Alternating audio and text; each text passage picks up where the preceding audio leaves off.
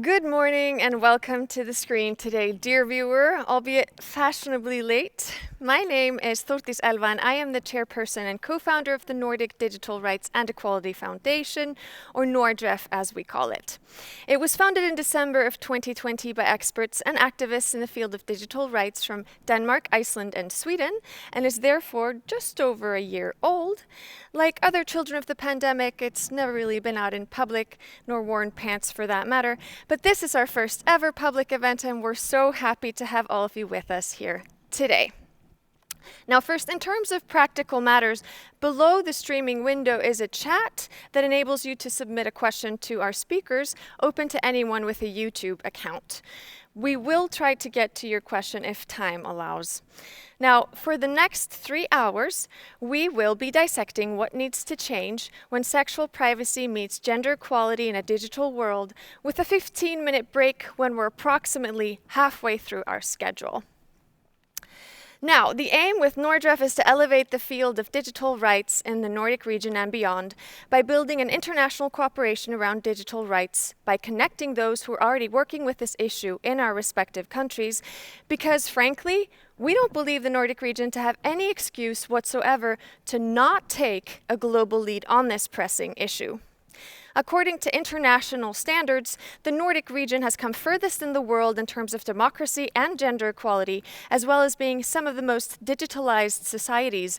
So if we can't use those advantages to illuminate a path forward to an online sphere where everyone is free to reach their full potential, it's hard to see who will. With privilege comes responsibility, and from the perspective of NORDREF, the least we can do is try to take on some of these pressing global questions. Because we are seeing a real effect here, as brand new research shows. In Finland, half of all MPs have been subject to hate speech online. Women are targeted more often, and a third says that it has affected their motivation to make decisions. In Sweden, 1 out of every 5 local politicians is thinking about leaving politics due to harassment. Again, female politicians receive more hate online than their male colleagues. Moreover, 40% of Swedish journalists have refrained from writing about a certain topic out of fear of online abuse, which is an alarming manifestation of self-censorship, to say the least. A majority of Danes refrain from partaking in discussions on Facebook, with women lagging 20% behind men. 1 in every 5 Icelanders claim they've quit partaking in discussions online altogether due to hate and threats.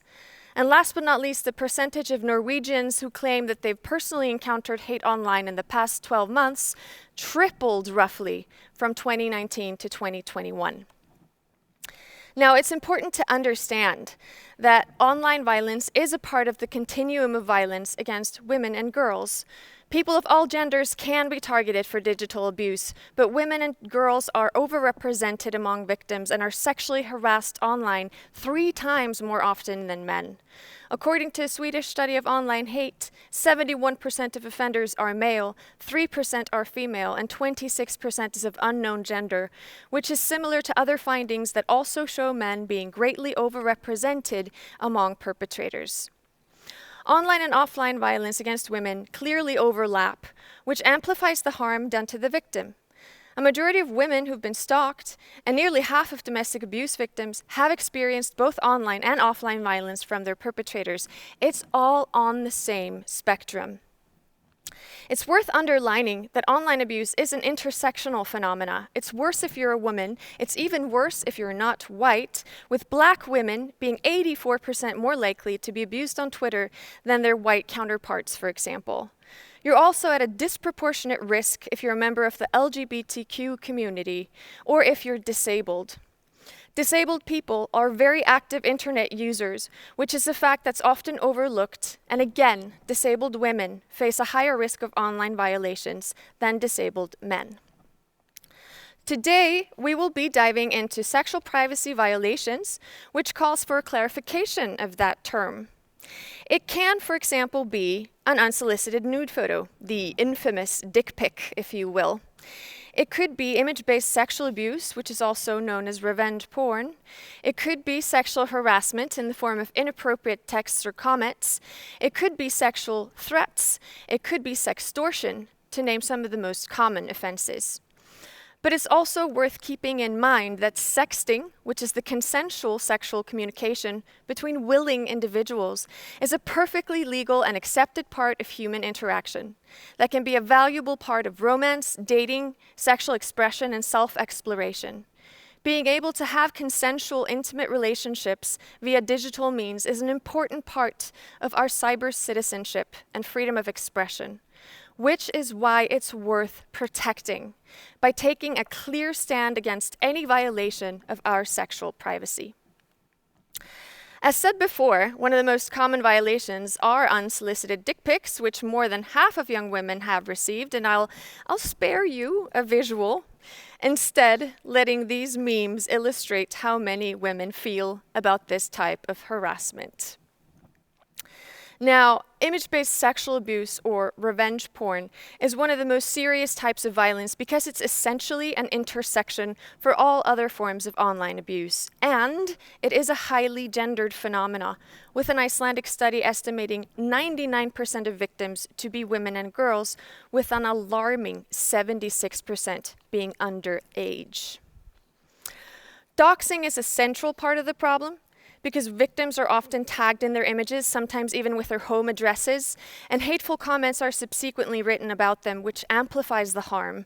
It also means that the next time someone Googles the victim by name, these sites can show up. I Googled a 17-year-old girl whose nude photos had been shared without her consent a year earlier, and got 16,200 results that were almost entirely porn. Having your digital reputation hijacked this way is not a desirable situation, which means that a nude photo can become an extremely effective weapon in the hands of abusers like Abdul Elahi and Mark Yields, who sextorted their victims and had them carry out unspeakable acts of cruelty towards themselves and others, including children as young as 8 months.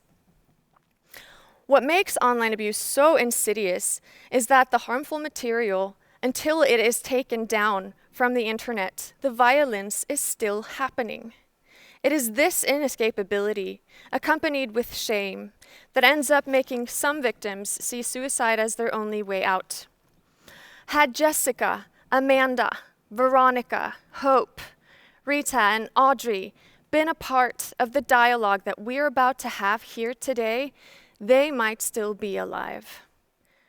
Because make no mistake about it, there are so many things that we can do together and individually to reverse this development and make the internet a safer and better place, not just for women and girls, but for all of us. This event is part of the Nordic Talks series, sponsored by the Nordic Council of Ministers. It's a series of live talks and podcasts addressing the biggest global challenges with the aim of inspiring people to act for a better, more sustainable future. All Nordic Talks are dedicated to addressing the United Nations Sustainable Development Goals, one of which is gender equality, which is at the heart of our discussion here today. Here is a quick video that illustrates the Nordic Talks concept.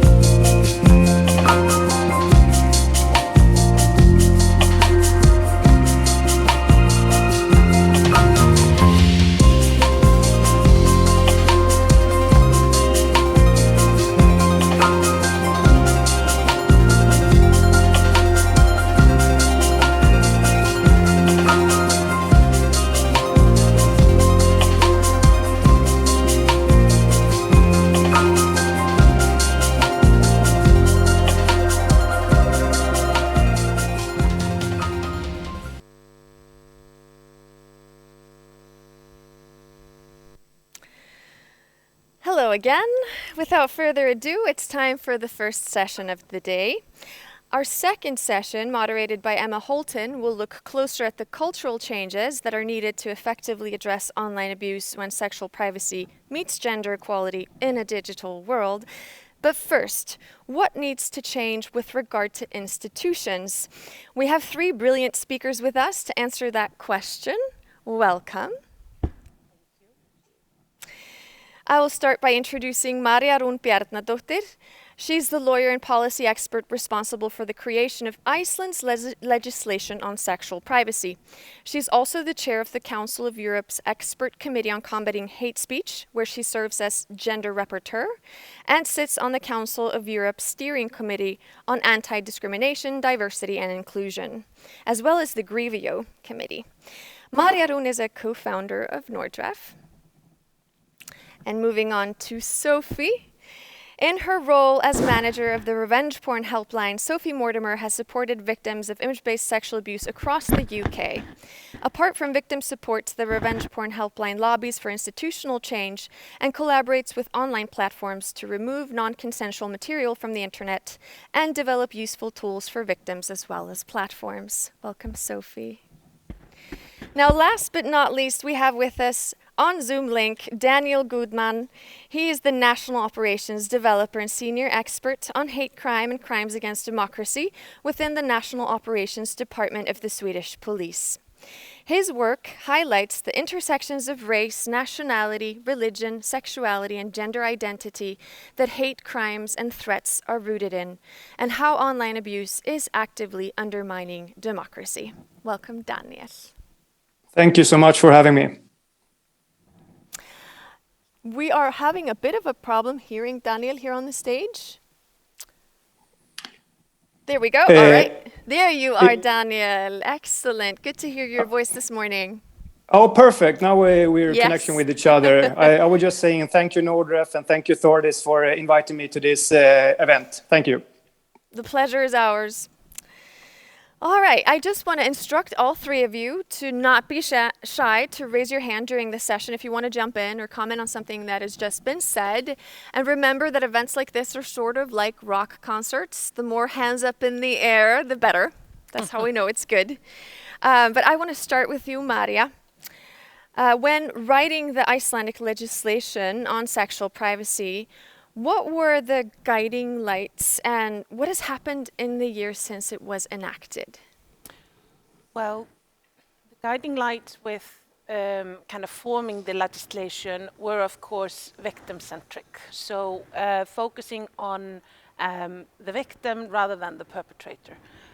So a core issue of the legislation is the issue of consent, because, of course, as you mentioned, sexting willingly between adults that want to engage in that kind of communication is perfectly fine. Mm-hmm. But with the lack of consent for the sharing or for the taking or hosting of such images, the content changes form and it becomes illegal. So that was a core aspect in drafting the legislation. I think also in many ways making sure that the legislation was properly followed through. So making sure that the police understood what the core issues of the legislation were and how to enforce it. And that's a part of what I'm doing now at the National Commission of Police here in Iceland, where I'm making sure that the legislation really is used properly. So since the legislation was enacted in February 2021, we have had, I know of at least a few cases that have come to the police and are under investigation. But what we have seen when we look at the crime statistics in Iceland is that there has been a huge uptick in the amount of digital violations, sexual violations during the pandemic. Mm-hmm. And that, of course, I mean, looking at data from Ireland, for example, we see that there's a connection between people being more online and the sexual violations taking place online due to social distancing. So that's the same that we see here in Iceland. So I think in many ways the legislation and these efforts from the Icelandic government have become even more potent than they were when the legislation was enacted in last year. I have such mixed feelings because, of course, we don't want to hear about a huge uptick, but we do want to hear that the legislation is sort of, contributing to the positive change that's needed. But Sophie, actually, that reminds me of how you and your colleagues at the Revenge Porn Helpline have been working on a case that has been called the worst in the world history when it comes to digital violence, with an abuser who victimized over 2,000 women and girls worldwide. Now, what did this case reveal, not least in terms of what victims want, seeing how Maria's just underlined the need for it to be a victim-centric approach? That the victim-centered approach has to be at the heart of it, and it's so encouraging to hear what Maria was saying, that that was at the heart of this new legislation in Iceland, and I do think that that's somewhere where we're not seeing that in the UK currently, and I think the legislation's got bogged down in the process and what can be proved and what can be funded, rather than putting victims and victim needs at the heart of it. The case you referred to has definitely been the most powerful, impactful case that we've dealt with on the helpline. We've been working with the National Crime Agency for nearly 3 years, and we've removed something like 150,000 pieces of individual content. And we're only dealing with a small number of the victims that we believe that this perpetrator targeted.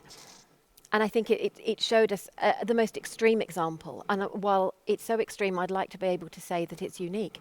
It really isn't, because where we were seeing this content, where we were removing it from, there was other content clearly uploaded. We know that this perpetrator was teaching other people how to do it. And there is a voracious appetite online for this content. And that reveals a lot of disturbing behaviours, and we need to be addressing those, and conversations like this are a fantastic place to be starting. Indeed. And they all gave testimonies, didn't they, the victims? Was They there did. was there like a common theme? Absolutely. The National Crime Agency took victim impact statements from every single victim who was involved in the case, which was only 72 of the many hundreds that were actually involved, and every single one of them wanted their content removed from the internet. That was their priority. Yes, of course, they wanted justice, whatever that might have looked like. But the first thing, because as you said, I think in your introduction, this is violence that happens, it's ongoing. It doesn't just stop when the content is first shared, it's repeated. People are seeing it sent to them by contacts, friends and strangers. It's turning up in their inboxes, they're being sent more links. It is non-stop for those people. And the internet is a largely unregulated space. And while we can all rejoice in the freedoms, and there are positive aspects to that, the harm is incalculable. Mm-hmm.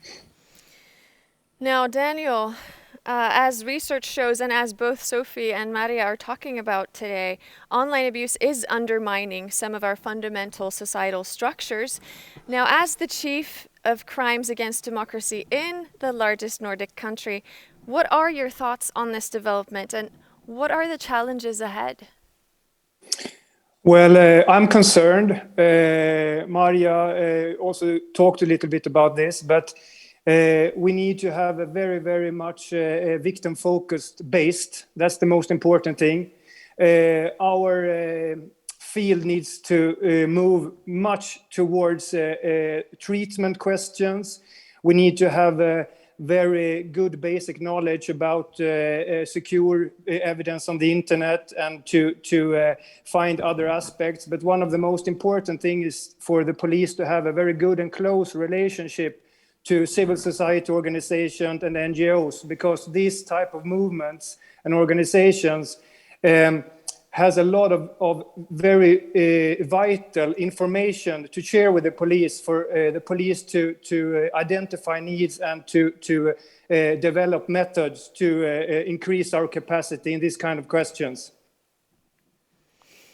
Right. If we refer to what Sophie just said about the removal being the absolute most prioritized thing for victims, for the violence to finally stop, because it doesn't stop until material is removed, I wonder, do you feel that the police should be assigned that task of removing harmful content from online? Because in some countries they are, in Denmark they are tasked with that, but not everywhere. What is your feeling about that?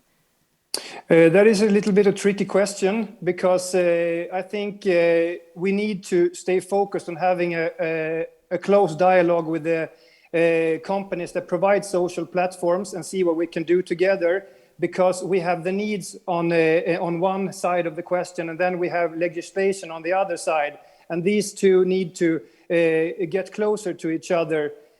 Because the providers of social platforms, they are owning evidence in that kind of way, and sometimes a police authority cannot force a private actor to share information. So we need to have a very structured dialogue toward this type of questions and see how legislation and cooperation can take these questions further. Do you share his views on this?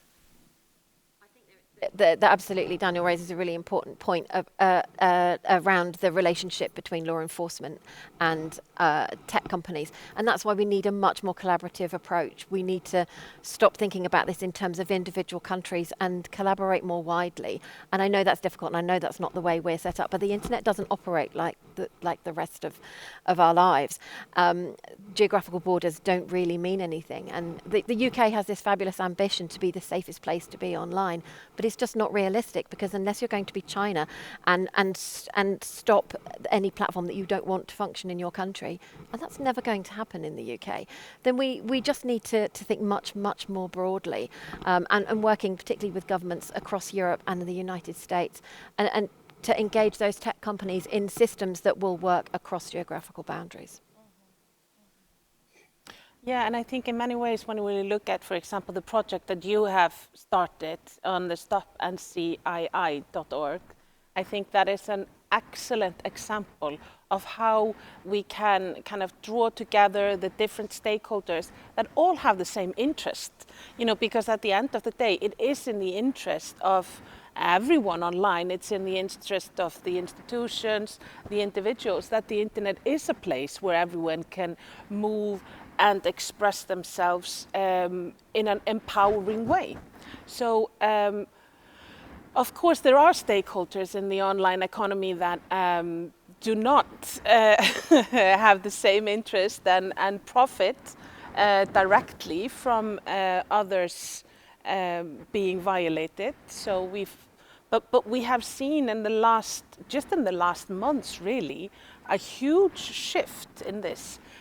For example, with the removal of revenge porn as a topic, for example, on the 3 biggest porn platforms, where actually kind of porn was driving, kind of a need, or there was an interest from the users of porn platforms to use this kind of material, and the incentive for the platforms was financial, was economic, not human rights or gender equality or the rights of individuals. But I mean, I'm of the opinion that whatever works, if it is financial interests that kind of drives you to it, fine, whatever. If that is the outcome, I think we can be happy about it. Yeah, I think you're right. I think that some of those larger platforms are being forced into a position where they have to take steps now, and a lot of that leverage was financial. It was steps by MasterCard that just said, we're not going to facilitate this.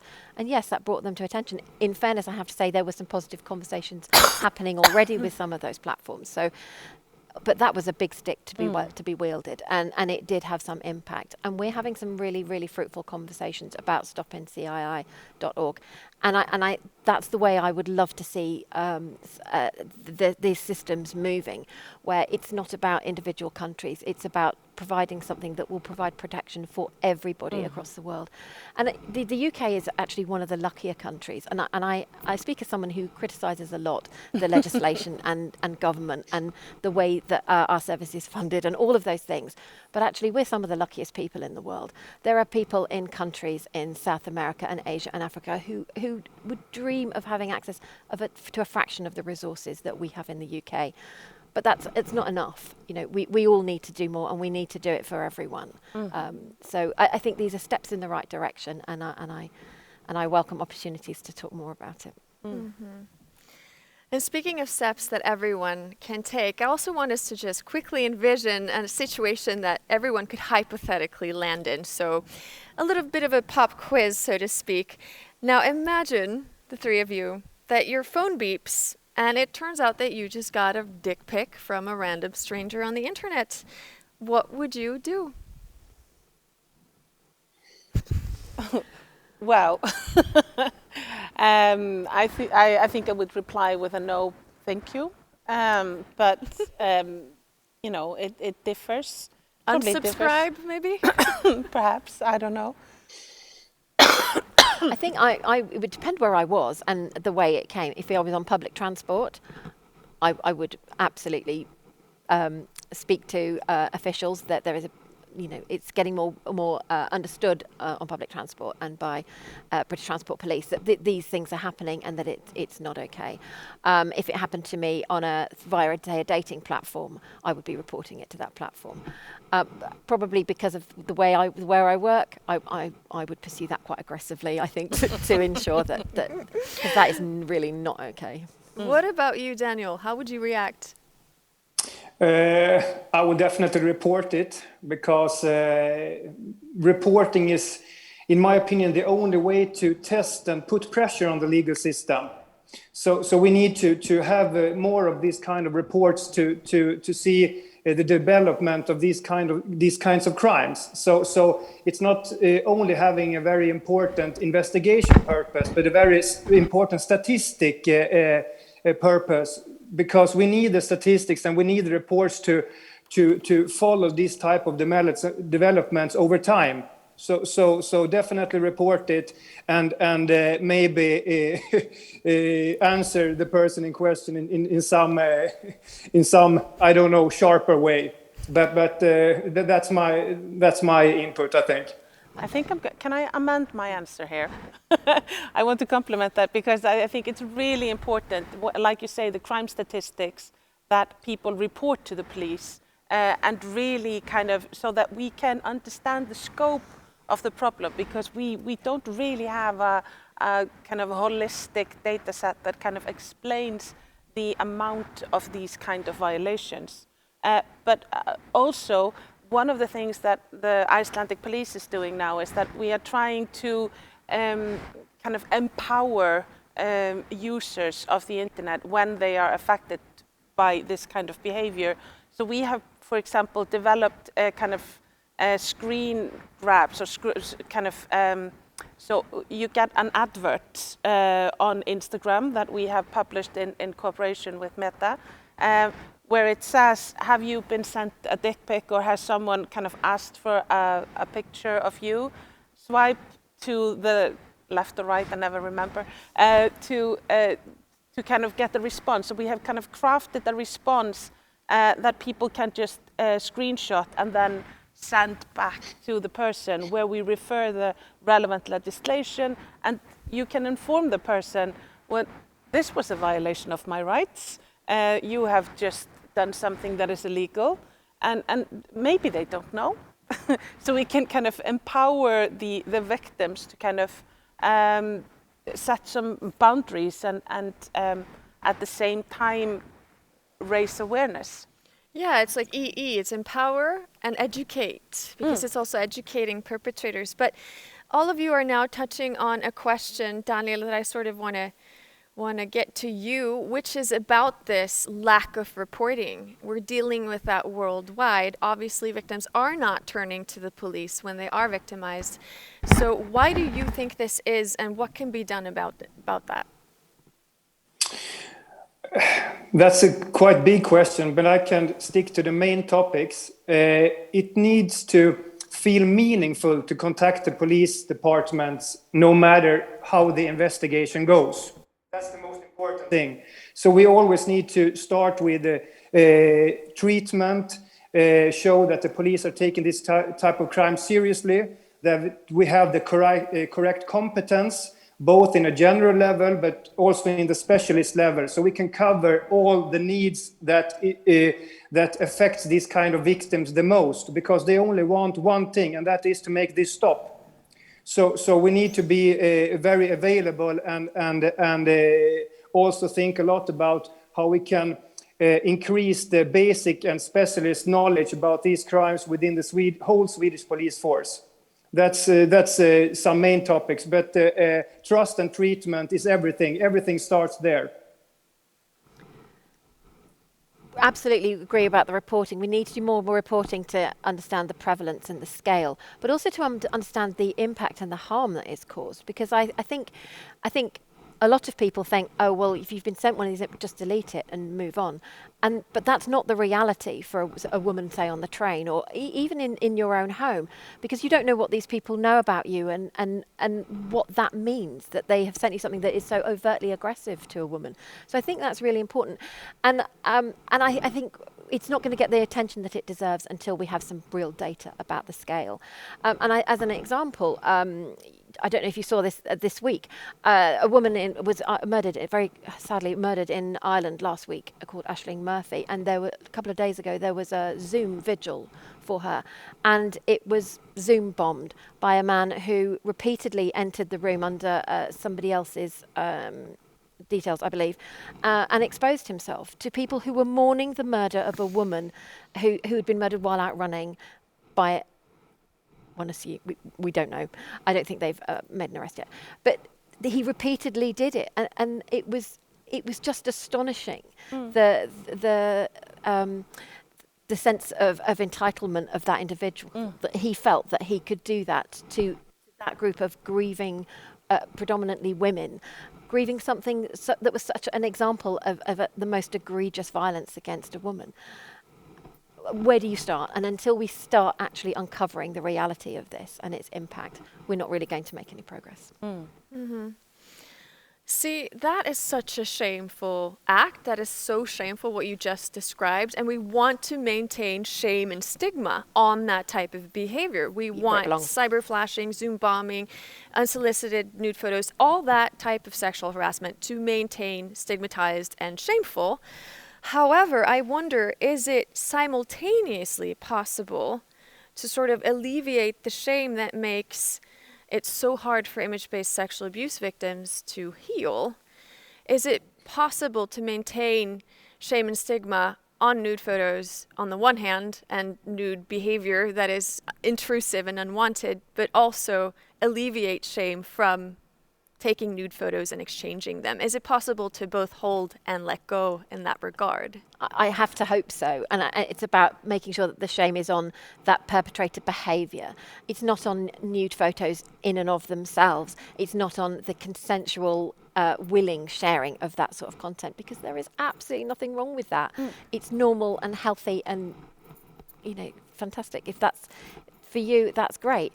It's focusing on that negative, that desire to harm, and that desire to try and harm a woman in a way that our societal structures have made a woman so vulnerable, that we are more vulnerable through our sexuality, and that is targeted in that way. And we need to make that shift as well, that women's sexuality is not an intrinsically shameful thing. If we can fight that battle as well, and that's a big one, it will help us on our way to targeting that negative behaviour, and that is where the shame should be lying. Absolutely. I mean, I think in many ways, like you say, the shame has to be on the perpetrator, not on the victim. But we also do this by emphasizing consent. And this, of course, consent is such a kind of core issue in all sexual violations. We need to kind of translate that understanding to nude images as well. So a nude image with consent is a freedom of expression issue. A nude image without consent is a criminal issue. So and I mean, from an institutional perspective, we need to think about how we teach children about consent. We need to think about how we kind of educate and raise awareness. But this also is a cultural issue. If we kind of so maybe I don't want to transport into the next session about kind of cultural issues. But from an institutional perspective, if we focus on the consent, that kind of gives us a clear framework that we can kind of work with. Absolutely. Absolutely. Now, Daniel, in all likelihood, there are people listening in today who are, unfortunately, future victims, as well as future perpetrators of online abuse and violence. What would you like for these two groups to know? In an investigation way, time is crucial. It's very common within this type of for those victims to just get rid of evidence because they do such harmful effects. But my how should I say wish in this question is to save text, save pictures, and everything that you think might be needful for the police force, because everything counts. You might think that this is not a big issue, but even the smallest issue might be the one that turns the investigation in a whole other direction. So don't get rid of things. Don't get rid of evidence. That's my most important thing to send here. And in the whole, I should say, wider perspective, stay committed and don't give in, because it's very harmful for the society in general if people cannot live their identity to the fullest, if a politician can't make the right decisions, if a journalist cannot report on a certain topics. That is very harmful for the development of the society in whole. So for the victims here, stay engaged. And don't get rid of the things that you get too fast, because it is so harmful. Exactly. What about perpetrators? What do you feel they need to know? The perpetrators, I think one of the most important things is they need to know what effect this type of crimes do to the victim. I think that's the most important thing, because this type of crimes make such deep wounds, and the perpetrator need to understand what is the actions of what is the caution of my actions. So I think this is maybe a question for in a bigger maybe society context, but knowledge about the harm that this type of crimes is doing to the person on the other side. Mm-hmm. Exactly. Is there anything you would like to add to that? I would say my message to perpetrators would be: there is nowhere to hide. We will come for you. You might not think we're coming, but we are. And my one concern, and I think Daniel's absolutely right that perpetrators should understand the harm, because I think many don't understand the harm that they're causing, and they think that it will just be forgotten. But actually, my major concern is that a lot of perpetrators don't care. They really don't care. They want to cause that harm. And I think we need to be tackling some of those really deep-rooted attitudes that make, unfortunately, too many men think that that this is okay and that they want to treat women like this. Daniel? Just to complete Sofia here and Maria before has pointed some really important topics on this question. But I'm thinking a little about the responsibility that lies on the authorities, especially the police authorities. Sofia is pointing towards attitudes and feelings and maybe ideology and things like that. The police needs, in the bigger picture, focus on the comments and things like that is criminalized, because we cannot point so much towards attitudes and feelings and things like that. We need to be aware of them. But I think what Sophia is aiming at here is a very important thing for a bigger society question that starts in a very young age. We need to work very prevention with this type of question. And you touch upon a very important point there, Daniel, that a lot of this behavior is legal, although some of it has been outlawed. But if we just, for example, take hate speech, if it's not based on race, ethnicity, religious views, or sexuality, but is based on gender, as we've discussed today, it's not a protected characteristic, gender that is. And yet we know so much about this problem of online abuse and sexual privacy violations being a highly gendered phenomena. So I'm looking at you, Maria. Why is this not reflected better in current legislation? Regarding hate speech? Well, I think in many ways legal systems have, in general, and here I'm mainly speaking about Western legal system because that's what I know best, is that we have struggled with recognizing the underlying, patriarchal roots of society, and we haven't fully recognized things like misogyny.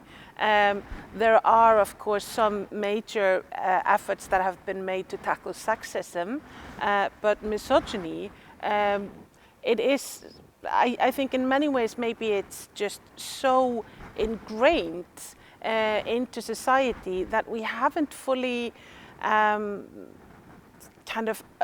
grasped it in a way that the legislation needs to grasp an issue in order to meet the requirements of the rule of law. But I would say that especially now in the Council of Europe developing the new draft recommendation on hate speech, we were tasked with addressing hate speech in a broad manner. So not only legislation, but also attitudes and involving private stakeholders and so forward. And we came to we found a solution. It wasn't, everyone wasn't happy, but we tried to recognize gender and gender identity as well into that framework. And now it is up to the Council of Ministers or Committee of Ministers to decide whether they take our recommendation forward or not. So I think, this is very much a relevant and topical issue of gender and how to recognize misogyny in law and legal response. Whether it should be a criminal response or it should be a civil law response. There are there are debates about that. We have, for example, very strong views from Liz Kelly, who is, of course, a major voice in this issue, who has advocated for misogyny to be recognized on a civil ground rather than a criminal ground. And I think in many ways the views from the UK police on the issue highlights very well that they and we saw this also in the House of Commons when this was discussed, whether or not to make misogyny a hate crime, was that they said the scale is such that the police wouldn't do anything else. So they were against it, as it was just, there was so much misogyny. If it was all going to be criminalized, the police wouldn't do anything else.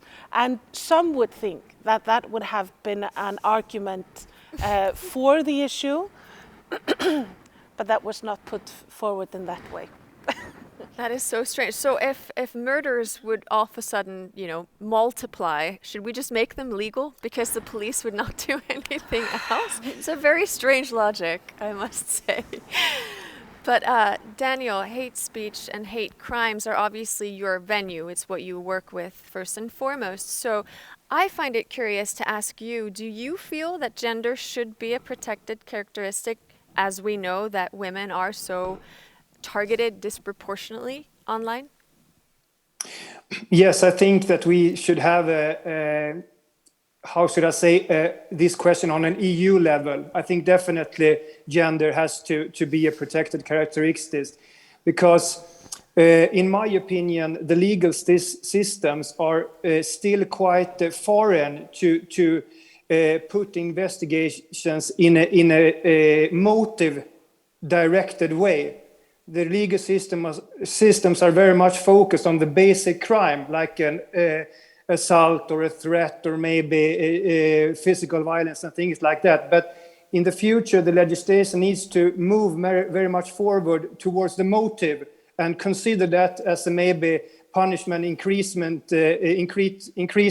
topic of the base crime. So we have to add some things here.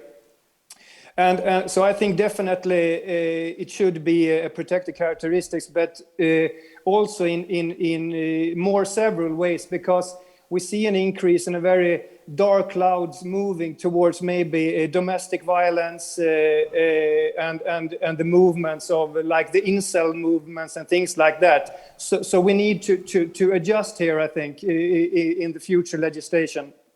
Mm-hmm.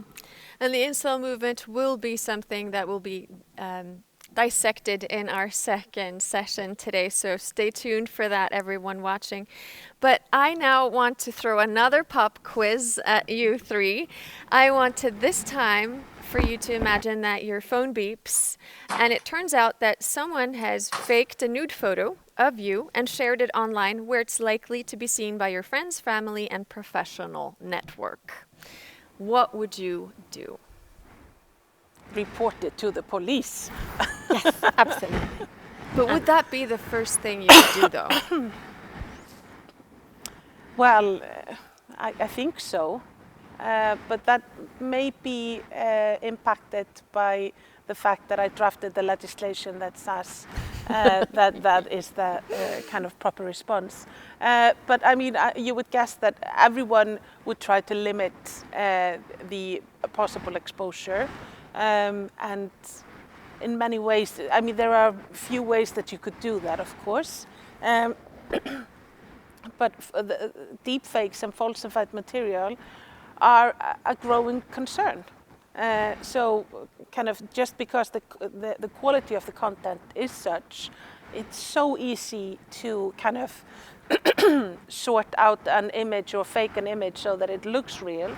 And it's difficult for us in a increasingly visual world not to be able to believe our own eyes. Mm-hmm. So I would contact the police, and then I would call all of my friends. I think I would leap into a frenzy and try to get the image down and call Facebook. I know probably nobody answers at Facebook, but if it were the venue where this were happening, I would just like be, I think, clutching the phone. Then I would lie on the bottom of the shower and feel terribly shamed. I think the very last thing on my mind would be to report it to the police, because that feels like a second step. But it's so good to hear that reminder from all of you that that should, of course, be one of the very first things you do. As with any other crime, if someone were to break into my house, of course, I should call the police. Mm-hmm. And this is a break-in of sorts to my sexual privacy. Sadly, in the UK, it's not actually against the law to create or share that content as yet. We hope that this is coming. So calling the police in the UK wouldn't resolve anything? I could do it, and I'd probably do it anyway, just to make the point, as we talked earlier, about collecting this data, and if we don't get the reports in, we make it harder. So I probably would, but again, most platforms don't allow it. Social media platforms don't allow this sort of content. Even adult content platforms, they don't want deepfake content. It's just a can of worms for them. So again, I would have the resources, I think, to tackle that. But yeah, I'd be ringing all my friends, and I'd probably be crying in the bottom of the shower, because it is an enormous violation. And people do come to us. The numbers are quite small, but they are rising. So it is definitely very much on our radar. And fortunately, because it does breach terms of service, we can usually get that content removed for people. But if it looks like you, then why are other people not going to think it's you? You can say it's not you till you're blue in the face. They're not going to believe you, and the violation is still there with that added layer that somebody has taken what might be your face and what might be your body and exposed you in that way. And I think that's very disempowering. I think that must be deeply disturbing to have that happen. And again, I think it's a harm that people don't recognise and just think, oh, well, it isn't you, so it doesn't matter. It does matter, and it does cause harm. I think it's so important from an institutional level that the legislation recognizes this. So I mean that was a main issue, one of the main issues to include in the Icelandic legislation, because like you say, generally in a lot of countries this would hardly be criminal. What about you, Daniel? What would you do? I will try to do everything in my power to put it down, and then try to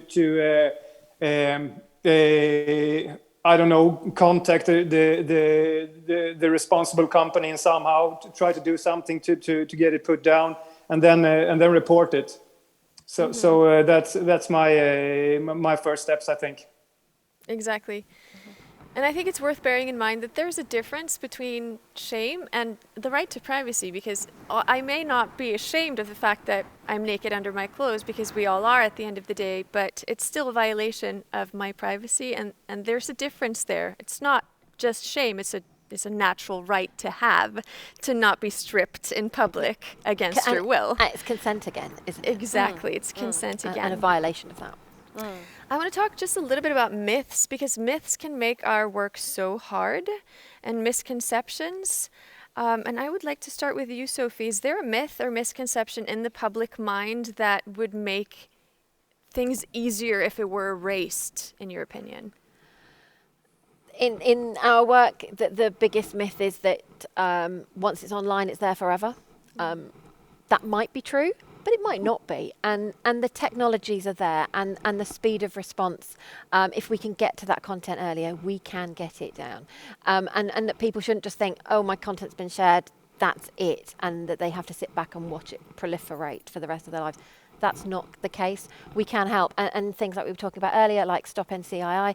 These are tools that are going to combat this, and we are going to make this much better. And there is a lot of goodwill in industry.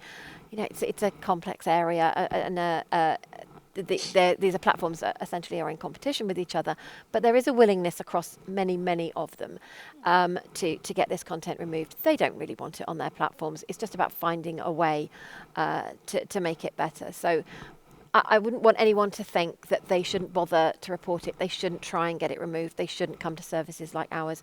They should, because there is help available. And yeah, there's a lot that we can do. Mm-hmm. And before I let Maria and Daniel each have a taste of that question, now you've referenced stopncii.org twice, and I think it would be great if you could just give us an elevator pitch of what that is. So stopncii.org is a new platform launched in December. It's a collaboration between the Revenge Porn Helpline and Meta. And we have built a platform where people who have a concern, or they're being threatened that their intimate content is being shared online or could be shared online without their consent, that they can create a digital hash on their own device, never losing control of their own content. The hash will be uploaded to a central bank that's held at the Revenge Porn Helpline, and that image will then be blocked from being uploaded on the participating platforms.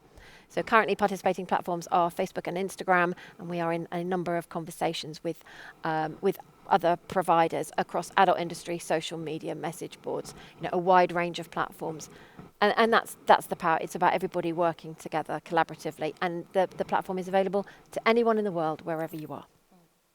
Fantastic. Thank you. That's a great thing for everyone out there to know, that it exists and that it's brand spanking new. It is. 6 weeks old, I think, something. And the first outcome has been to your liking? Yeah, absolutely. Within about 24, 36 hours, we content had been identified on one of the platforms via a hash and removed. And that's it. We within 24, 36 hours, we had made that huge difference to that person's So life. just to get it straight, if I had someone hack my cloud, for example, and steal photos of me, and I had no idea who this person was, and I had no means to track them down or warn them or ask them to not share it, and I had reason to believe that this would end up on Facebook or Instagram.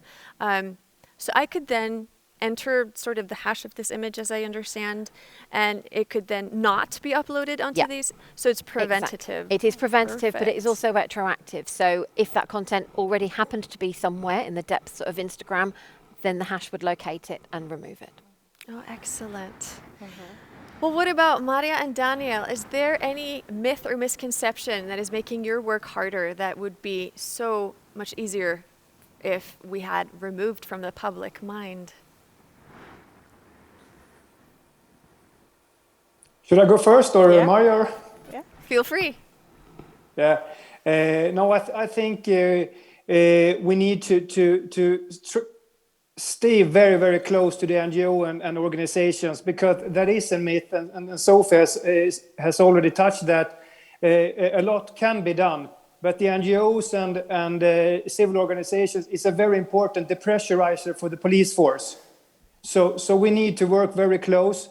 And I traveled around UK last year in the field of hate crimes and visit some of the NGOs, and they have a lot of impressive stuff going on that we could learn from.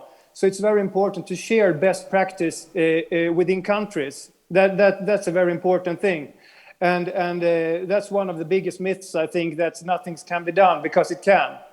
So that's what I'm taking with me, and we need to work together to find best practice and see how we can implicate that in a police context that is doable within the legislation there is for the moment.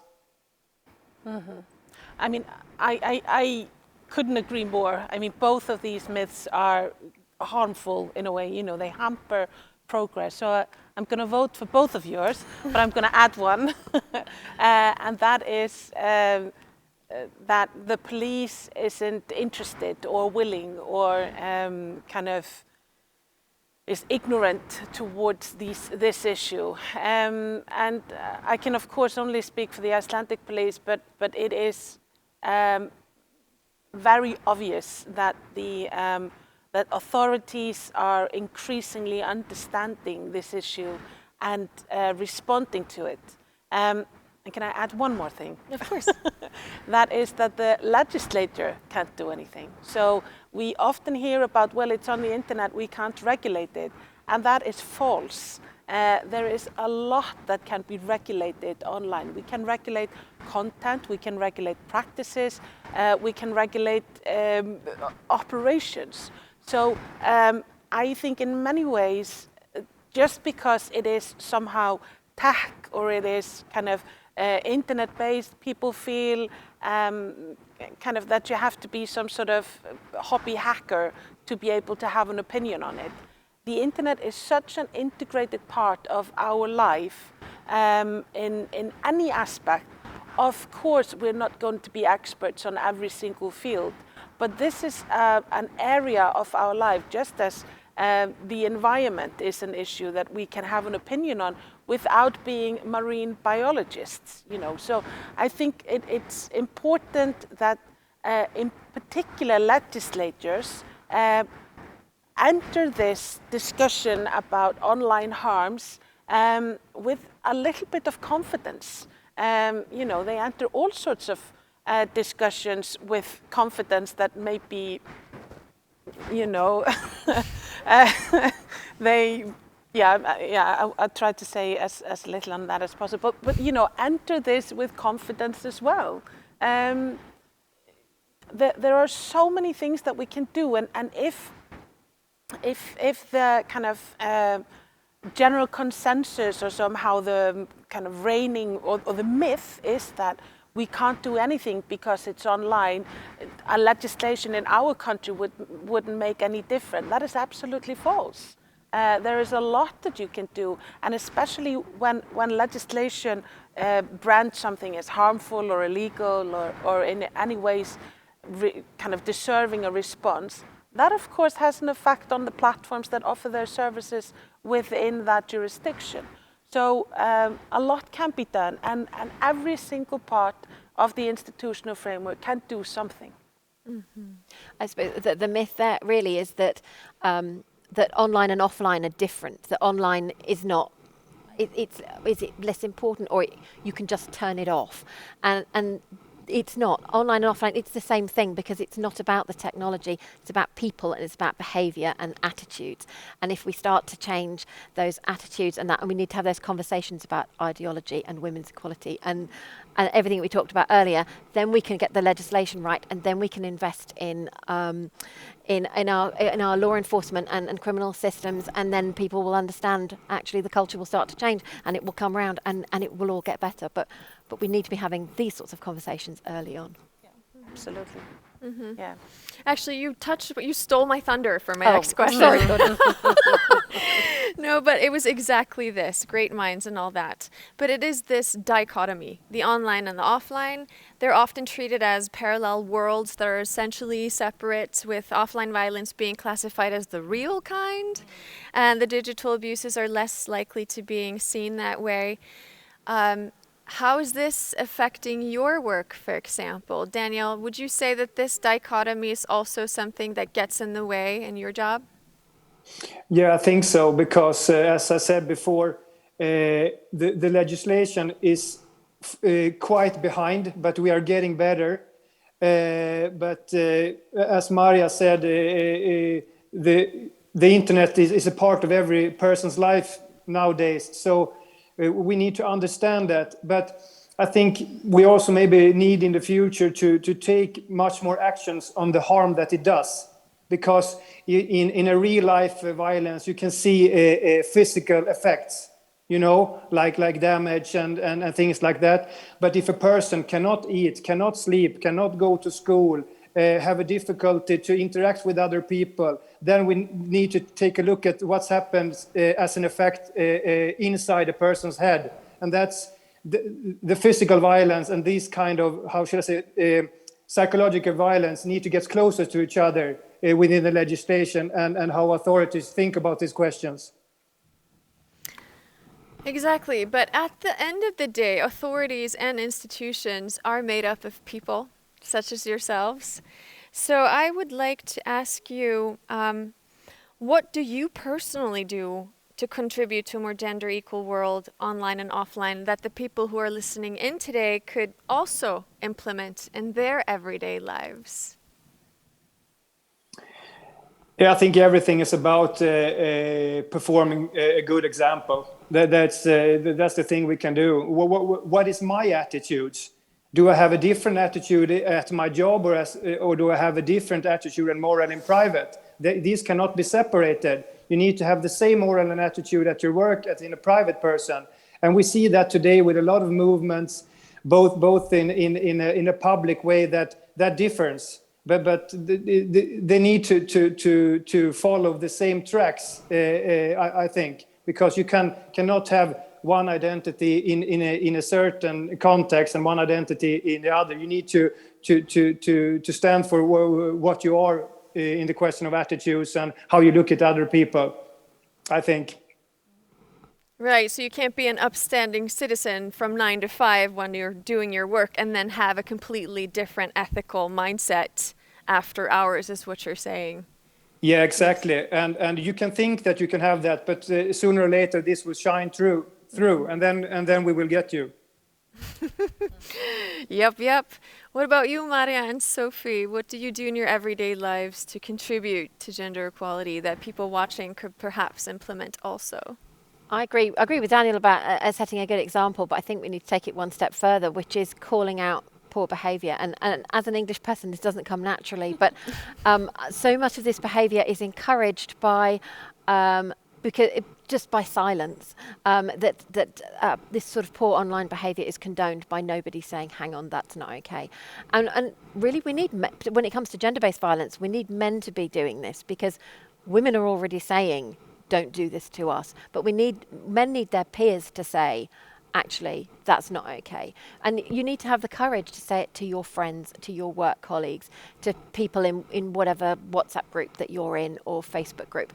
Just say, it's not okay to talk about women like that. It's not okay to share your ex-partner's images in this group.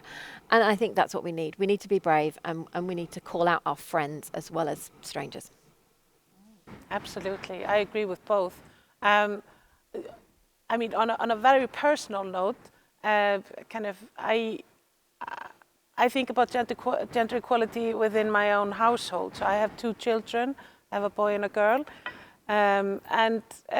I make an effort to raise them with a gender equal mindset. So, and it's the little things. I mean, it's teaching my son how to use the washing machine before I teach my daughter how to use the washing machine. And teaching kind of both of them to stand up for themselves, not only him. You know, I think it's kind of, in a way, it's on a daily kind of basis. Try to be kind of gender equally mindseted. In Iceland, we talk about wearing the gender glasses. But yeah. Exactly, and that sort of means having that lens when you look at the world. How could this be rectified if there's a lopsided balance when it comes to gender equality? Exactly. Well, great. I'm wondering, Maria, it just seems so unnecessary that we invent the wheel all the time in our separate corners when we are essentially all trying to solve the same global problem. So I'm wondering, could this Icelandic legislation on sexual privacy, could it be exported, would you say, to the rest of the world, either in part or as a whole? Happy to export it. I think, I mean, I know in England, for example, they are working at the Law Commission to revise that legislation. Of course, the Icelandic legislation is tailored to the Icelandic legal framework, but there are some core issues from that legislation that would, of course, translate into any legislation. I think it's the victim-centric approach. I think that's an absolute core issue. I think it's recognizing the twofold harms, that it's both a violation of privacy as well as a sexual violation. And of course, in a lot of countries, being a victim of sexual violation comes with specific, it's difficult to say rights, but kind of victim rights. For example, being anonymous during the procedure and so forth. So it's very important that any legal response recognizes this twofold harm. And finally, I think it's very, including both falsified material and threats to share images. And finally, not focusing on the intent of the perpetrator, but focusing on the lack of consent of the victim. And this, of course, all kind of tied around in a human rights bow would, of course, be the best way. So, yes, I mean, I would love for this to become a export product for Iceland, not only fish, but also good legislation. Amen to that. What about you, Daniel? Is there anything you would like to add to that? No, we will gladly look into every country's legislation of best practice. As speaker for the Swedish law enforcement here, we have quite good legislation that covers most of these type of crimes. But we need to maybe modernize them and widen them in the future to cover more corners of this broad field of harassments and things like that. Mm-hmm. Absolutely. Now, it's easy to get deflated in work like this. It's easy to sort of get lost in the darkness from time to time. So I would like to ask you, what gives you hope in this work? What or who inspires you? I think that we're seeing a real shift in the last couple of years, certainly in the UK, but I think much more widely. And what brings me hope is this shift, that platforms are interested, the media is interested, and governments are interested. Otherwise, I wouldn't be sitting here today. And I am having such amazing conversations that I'm feeling a sense of goodwill, and that absolutely gives me hope. It's slow progress, but it's progress, and it's moving in the right direction.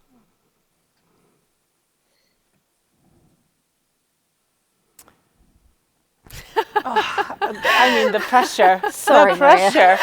Go first. What gives me hope? I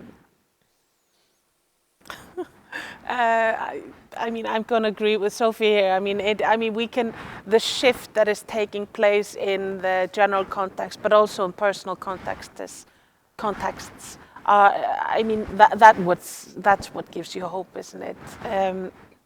And especially, I think, in these challenging circumstances that have been in a lot of, at least Western countries and globally, recently related to this pandemic thing that we have been dealing with.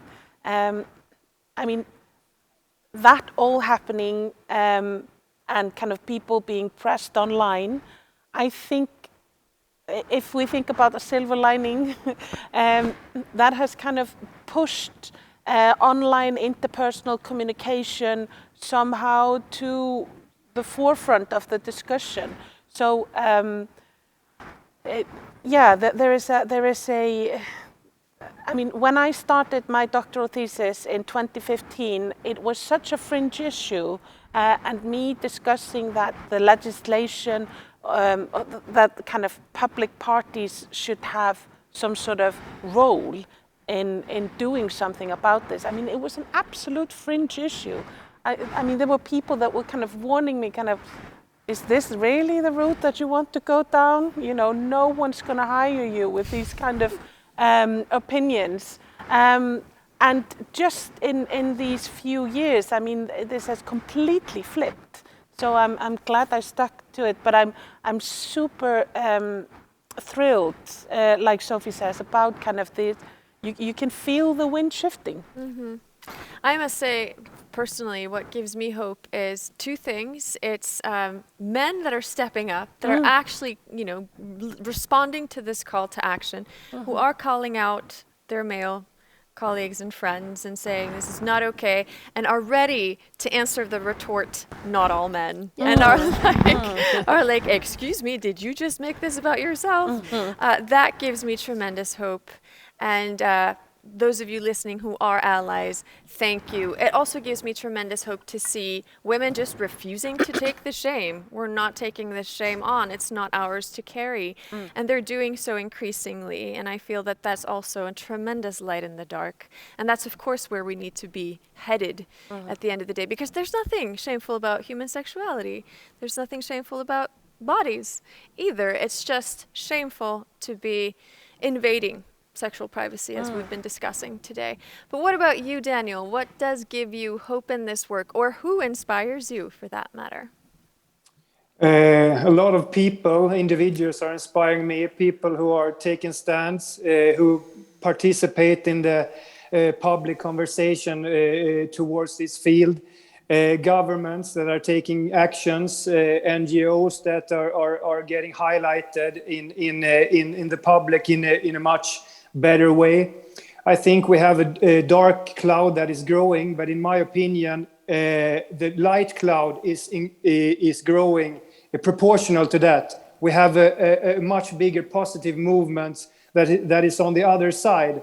So I'm not gonna, as a police officer, get philosophic. That's not in the field, but I think we have a lot of good engagement here that will make a lot of difference, both from on the government level, but on the civil society level as well. So that gives me hopes for the future. Thank you. I was just handed a device with so many excellent questions from our audience.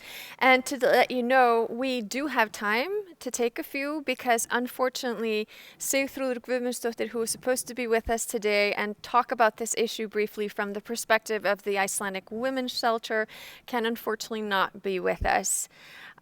So we are allowed to go a little bit over time, and I am now looking at some of these questions. Here's one from the perspective of the LGBTQIA plus community. Here's a person that says that people often find it difficult to contact the police because we're not often believed, or we're even ridiculed by law enforcement agencies, is her point here. Is this something that you feel that is rightful criticism? I'm looking at you, Maria and Daniel, both of you working within the police force. Could things be done better, or are there attitudes that could still be uprooted within the police that need to be? I think. Yeah, I think. Oh, sorry, Maria. No, you go first. You go first. Okay. No, I think this can happen, and I'm not happy at all to hear about that. But I need to say that I think we need to work very much what is happening within the organizations, because if we cannot talk about these questions in a proper way, in a professional way, with the police employees, and work with our own attitudes and how we feel and think towards certain topics, then it would be very hard for us to meet the citizens in a professional way. But I think we are getting better, and yeah, that's my take on the question. We need to start within ourselves as an organization, and that would probably bear fruit towards the meetings of the citizens. I mean, I would tend to agree there, and I'm sorry to hear this. But I would never question a person's, and that is this person's attitude towards this, and I would never question that. I think a system that doesn't kind of regularly look itself in the mirror and take these kind of questions and kind of try to move forward and learn from that, that's a system that will very quickly be outdated. Mm-hmm. So it's very important that the police listens to these kind of criticism, absolutely. So, I mean, yeah. Exactly, yeah. And as we know, the LGBTQIA community members are more vulnerable with regard to, for example, image-based sexual abuse, because if some of them are still in the closet or are not safe to come out with their sexuality to their family, friends, or colleagues, then having a nude photo or sexual image or video of that person can become even more of a weapon to be wielded against them. So I'm really grateful for the person that offered us this perspective here. We're also getting a lot of gratitude from people who are grateful that we're putting this on the schedule, and we are, of course, grateful that you are even listening in. There's a quick question from Ida at Make Equal about WhatsApp, because WhatsApp is also owned by Meta. And you've mentioned that Meta is working with Stop NCII with regard to Instagram and Facebook, but what about WhatsApp? It's such a massively used tool. Is that also covered by this new sadly, method? no, it's not. WhatsApp, as a number of messaging systems are now, is end-to-end encrypted, and you'd have to speak to Meta to ask them, but they have.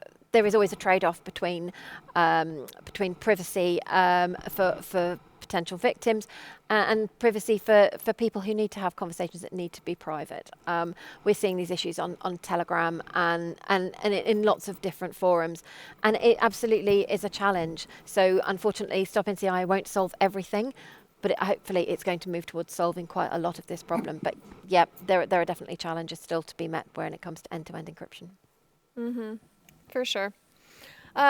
A question for us who are organizing this: will the event be available online post-event? And the answer is yes. We will put up a video of this for you to share with people that you feel need to hear this information. Maybe just one last question for all of you, which is, of course, the be-all and end-all at the end of the day. It's political will. Political will is what we need. We also, of course, need the general public to be aware and to pressure political authorities to create change, but without political will, we won't get very far. So I want to ask you three, just quickly at the end, do you feel there's enough political will to move the needle on this issue in the direction we want to see? I can only speak for the UK. I think it's getting there. I think we have more now than we've had for quite a long time. I suspect that the government of the UK didn't quite realise the can of worms they were opening when they brought out what was the online harms bill, is now the online safety bill. But all credit to them for tackling it. I don't know what we're going to get, and unfortunately I'm not sure that the timing of that is going to meet as seamlessly as we would like with the report from the Law Commission on taking, making and sharing intimate images. But there is definitely political will there. There will be something that comes, I think, in this Parliament, and I think politicians in the UK are only too aware of the abuse that is there online, and female MPs are really at the sharp end. So they're seeing it every day. They're living with it every day. So I think it. Whether it's enough, it remains to be seen. But yes, it's definitely moving in the right direction. Well, I think it's the same in Iceland. I mean, definitely we have seen that. Legislation like the legislation that took place here in Iceland, that doesn't happen without strong political will. So we had both the Icelandic Prime Minister, Katrín Jakobsdóttir, and the then Minister of Justice, Áslaug Arna, that presented the bill. They both were passionate about improving gender equality, and feminists or kind of gender equal-minded people moving into the core area of politics, that will always have an impact on advancing gender equality, and not only kind of with their presence, but also with policies and the issues that they put on the table. So absolutely here in Iceland, and I think, globally as well, we see it with the DSA, or Digital Services Act in Europe. We see it in the new in Biden's platform, for example. In the US, he mentions tech-facilitated abuse against women as an issue that he wants to tackle. We are seeing this both on national and global scale.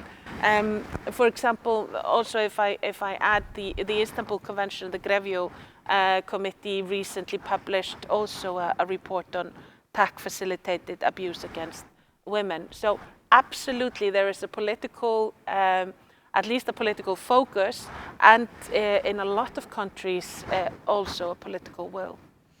Excellent. We've gone a bit over our time, but Daniel, would you like to answer that question and wrap us up? Yeah, very shortly. Totally agree with both Maria and Sophie here. There is a huge political will within the Swedish government and the Swedish police force.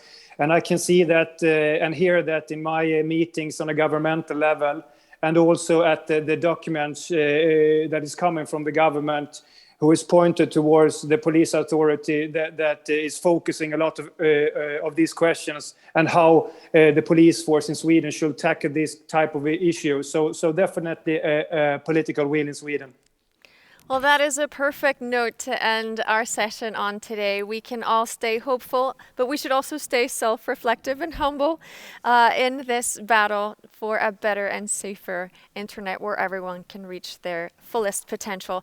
But stay with us after the break, which will be approximately 15 minutes. We will be back with Emma Holton moderating a second session where we're going to be diving into the cultural changes needed. For example, what attitudes are behind these types of violations, and what would we need to be doing differently in terms of men and boys cultivating attitudes that would eradicate this type of abuse, essentially. So I will be with you again after the break, and have a good one.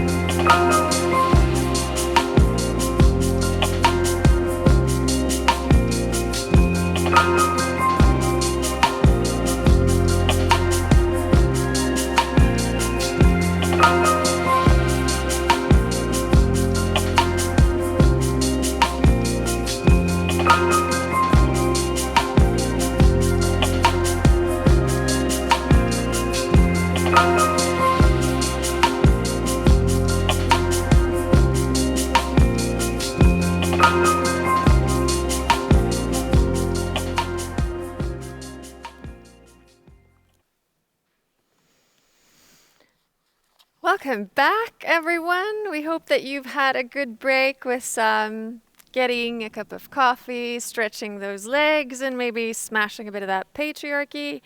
And speaking of that, our next item on the list today is Ragnheiður Inga Matthíasdóttir, who is girl power at its very purest. She's a 13-year-old rapper who won a local talent competition with a song about her life, her friends, her outlook, but last but not least, how sick and tired she is at the age of 13 of receiving unsolicited dick pics. After that, we will have session 2 go online with a representative from MEDA, an expert on incel culture, and an expert on gender mainstreaming and technology. This will be moderated by my colleague Emma Holton. At the end of our session today, we will have a closing speaker who's no other than the Minister of Industry, Innovation and Science in Iceland, Áslaug Arna Sigurbjörnsdóttir, and we're looking forward to hearing from her. But first, I welcome Ragga Ríks.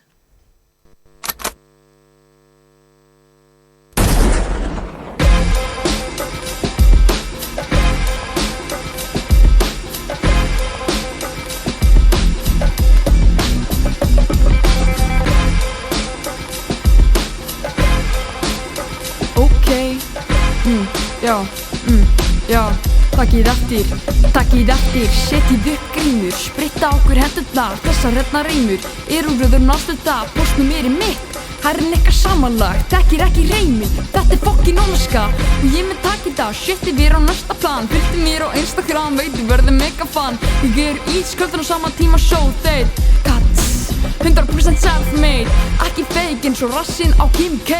Ég mistari, ég Cassius Clay, keep þessu real, ég valdi þetta góða líf, rappa góðan stíl, frá Grenivík til Tenerife, legg mig alla fram, tek mér aldrei frí, fæ 6.000 views, ef ég fer í sókví, grjótharða rímur, fitan eins og snjóflóð, ekki bara góð, ég snar og með mad flow, let's go, hendi í klikka sjó, kem með nýtt blóð, ég næsta kynnslóð, go home, rakka home, og hver rakka Gísla, nýtt nafn, já það rakka Riksjál, þetta búið, því ég mætti leiks, það getur enginn hérna rappa eins rakka Riks, ég svo besta, þú veist það, og ég kem frá Norðurlandi eystra, þetta búið, því ég mætti leiks, það getur enginn hérna rappa eins rakka Riks, ég svo besta, þú veist það, og ég kem frá Norðurlandi eystra, með liggur svolítið á hjarta, veit samt ekki vera kvarta, skólinn fokkin pirrandi, smáltið eins og vakta, krakka mig kvíða, horfa tíman líða, nokkri með læti, hinir sitja og bíða, stráka tán tippa á sér og að fá að ríða,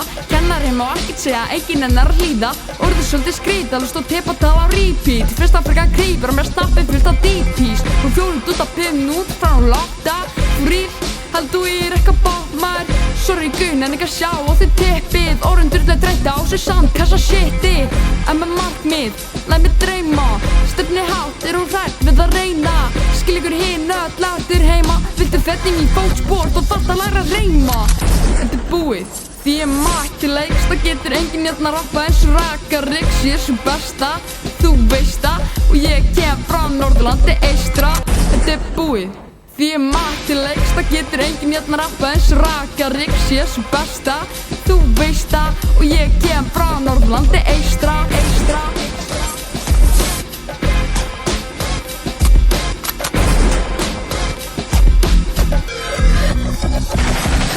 Já, ég að flaxa, next level eins og Tesla, thug life og Avo, eigur sitt í hostlu.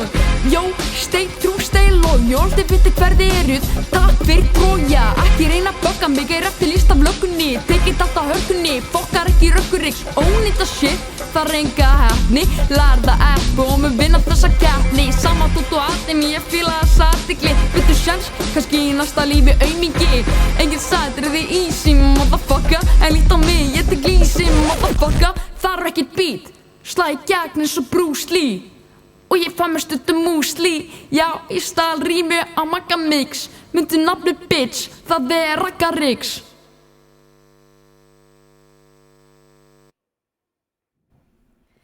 Thank you so much and welcome back. My name is Emma Holton and I am a founding board member at Nordref. I am an activist in this space and have been for many years, and I have just celebrated my 10-year anniversary as a non-consensual image sharing survivor. So I'm coming from this from different angles, both as an expert and a survivor. This panel is going to be about the cultural drivers of sexualized online harassment of women. And I think the basic question is this part of who we are? Is this a part of our culture that these types of violations happen? And I think at Nordref we really want to leave the narrative of, this is, monsters doing this. These are not people in our communities. These are people we will never understand. There will always be monsters in our society. And instead try to look at this from a structural standpoint and say, what do we know about these people? What are the drivers of what they do? How do they communicate with each other? Is this a social act? Is it a solitary act, et cetera, et cetera? And to delve into this, I have a fantastic panel with me today. I'm just going to shortly introduce you. We're going to start with Cindy Southworth, who is the head of women's safety at Meta, which is the company that owns Instagram and Facebook and WhatsApp. And Cindy has a long history in the women's movement and working in women's rights and with violence against women. Then we have Christian Mogensen, who is based in Denmark and is the co-author of the groundbreaking study, The Angry Internet, where you explored the radicalization of young men, especially online, how misogyny intersects with other issues such as democracy and freedom of speech. And last but especially not least, we have Asha Allen, who is currently the advocacy director at the Center for Democracy and Technology in Brussels. And you also have a long history of working in women's rights, and you were also one of the brains behind the HerNet Rights campaign that was launched by the European Women's Lobby. And Asha, I actually want to start with you. Because we're sitting here in a Nordic country, we're sitting here in Europe. This part of the world is often held up as, the beacon of women's rights. If you drink the Kool-Aid, you would think, there's nothing here to be done left. Yet we actually are seeing huge issues with online abuse of women, both in, the really hardcore category of sexual violence, but also the softer categories of harassment, gender disinformation.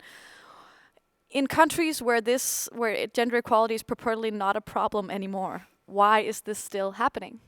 Well, I think you hit the nail on the head there in terms of the perception of how far we've come when it comes to gender equality and how it actually manifests. So every year, the European Institute for Gender Equality, which remains the most underfunded EU institution of the institutions, publishes an index that looks at the progress of gender equality in Europe.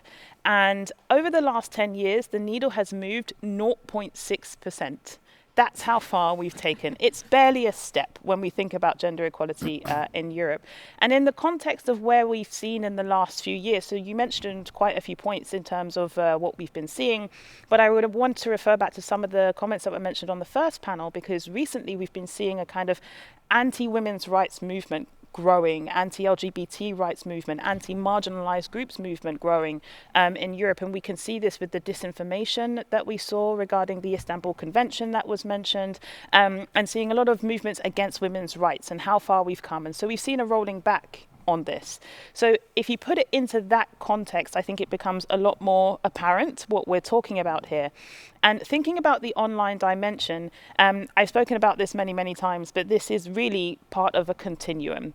We have to look at this holistically in terms of how cases manifest and what we're looking at here. There is this undercurrent of the continuation of patriarchal norms and misogyny that feeds into things like gender disinformation, for example, or the experiences that women and girls and marginalized groups may have in varying spaces. And I really want to reiterate that point on the holistic part, because not only having that holistic understanding is important, that's where you recognize that a holistic approach is needed as well. So what you're saying is, despite the 0.6 development, what you're seeing is that actually in some spaces and in some regards, this is actually getting worse right now?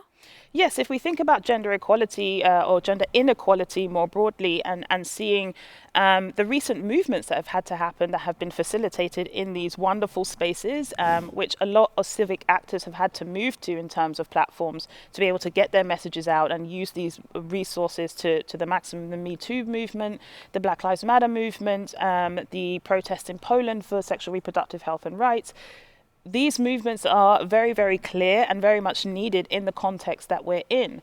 And so I think this juxtaposition of seeing we've reached gender equality, it's a finite goal, therefore we've got there, and the reality of what still needs to be done, especially for women and girls who live with intersecting identities. This is something that, again, the conversation has only just started, and especially in the context of online gender-based violence, this conversation has a lot more political backing to it now, but this is, again, we're still somewhat at the beginning there. So I would say, yes, we have to be very clear of the rolling back that we've seen in the last few years, but that reaching gender equality isn't there's the moment, we've reached it, it's done. It's a continuous progress of improving our societies. Christian, you've, for the past couple of years, really delved into what Asha was talking about, these more extreme movements that are, very intentionally being anti-women, anti-LGBTQ people, also often racist, these like radicalized spaces, there's like QAnon, there's a lot going on here. Oh, yeah. But I think, as we were talking about earlier in the other panel, this is not only stuff that's perpetrated by people who are, completely radicalized, proudly anti-women. Can you tell me a little bit about, the continuum of perpetrators that we're dealing with here? What are you seeing when you delve into these environments? What's the relationship between, the extreme anti-women movements and the more laid-back misogyny that is more part of the culture at large? Well, even though it's a bit early in the day to be talking about casual misogyny, like let's do it because that We is live it every day, honey, from morning to night. well.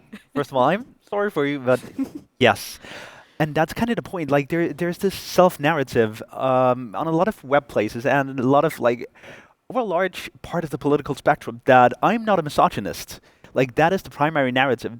That implies that anything that I do is not misogynist. So like you kind of reiterate this, like Asha is also talking about, like this inherited idea of man here, woman down here. And that is one part of it, but that has moved the window of, let's call it allowed discourse, like what is socially acceptable, what is politically acceptable, even more so. I'm eyeing both the UK and the US when I say that as much as I am Denmark. But that has been the building ground for some of these more, sure, let's call them radical internet forums that I'm observing in my work, where they say that, well, if this is the norm, then maybe we can move that just a bit further.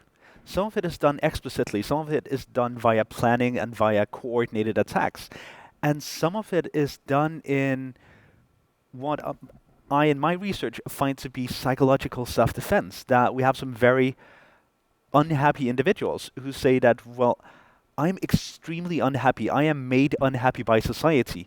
And now we have another movement, feminism, #MeToo, Black Lives Matter, so on and so forth, who are on the rise.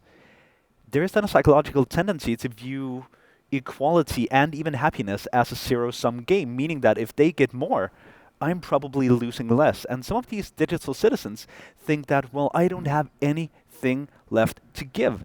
Therefore, I need, as a measure of self-defense, to attack this growing movement, which Me Too and Black Lives Matter feminism has been over the past 5 years. Like, even though it's only 0.6%, that is laughable.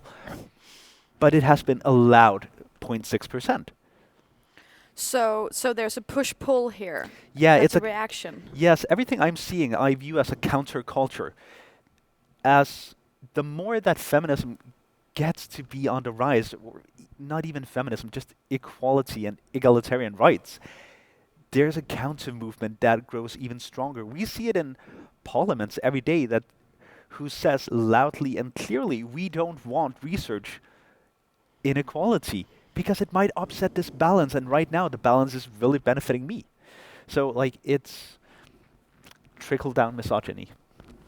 So would you say, and I know this is probably both, but are we seeing more that the mainstream is feeding off of the radical, or are there people who are leaving the mainstream into the radical more, or is it like a give and take from the both? Like if I were to, really spend my time fighting misogyny in Denmark, you could say that I'm doing that already. Should I be focusing on really these radicalized spaces? Are they a breeding ground for ideas, or should I be focusing more on the mainstream, the smaller everyday misogyny, like the more? Yeah, I think that's the €1,000,000 question. Like if it's the anti-feminist chicken or egg that came first. I think the point is right now that we are past a certain threshold where some of these radical environments have become almost impossible to reach from the outside, which would encompass both you and I and other activists. So I would strategically focus on the middle ground and make very clear that some of what is happening that we accept every day is harmful both to women and to men and to everybody. So strategically I would focus on the broad, The people who are just the casual anti-feminists. the casual. Cindy, thank you so much for being here. I'm not a big math person, so I can't exactly figure out what time it is in California right now. But thank you so much for being here. As mentioned before, you're the head of women's safety at Meta, and just your title obviously implies that there is a sense of unsafety for a lot of women online. And as Asha was mentioning before, using the platforms that Meta is providing is almost obligatory if you're in the political space or you're an activist right now. Can you tell me a little bit about, because I feel like there's been a big development here in terms of how Meta sees themselves and their role in the fight against misogyny and the fight for women's rights. What can we as users expect from the platforms that Meta are providing us? Absolutely, and first of all, I'm coming from Washington, D.C., so it's a lovely 6 a.m. now. I did get up at 3:30 this morning so that I could watch the first panel, which was fantastic. I could not miss some of my longtime feminist friends in this movement. I needed to watch the first session, and just thank you for inviting me. I'm going to get to the Meta thing, but I just want to go backwards just a little bit, because the beginning of your panel and your conversation has been incredibly dark, and I think that's real, but having been in the women's movement now for 30 years, and I founded the Safety Net Technology Project at my prior organization, the U.S. National Network to End Domestic Violence, but I did my very first training in July of 2000, 22 years ago. And I said at the time, this is coming. We are going to see offline violence against women show up online. And I talked about Netscape and Outlook Express and other sort of, historical technologies. So it just dates me, putting my age right out there. But what I will say is back then, I never would have fathomed having this conversation with Nordef, with researchers, with nonprofits, with academic experts, with tech companies about violence against women at all, much less online violence against women. At the time, I was getting cute little head pats. People were like, oh, it's so sweet that you care about this tech thing and it's going to go away.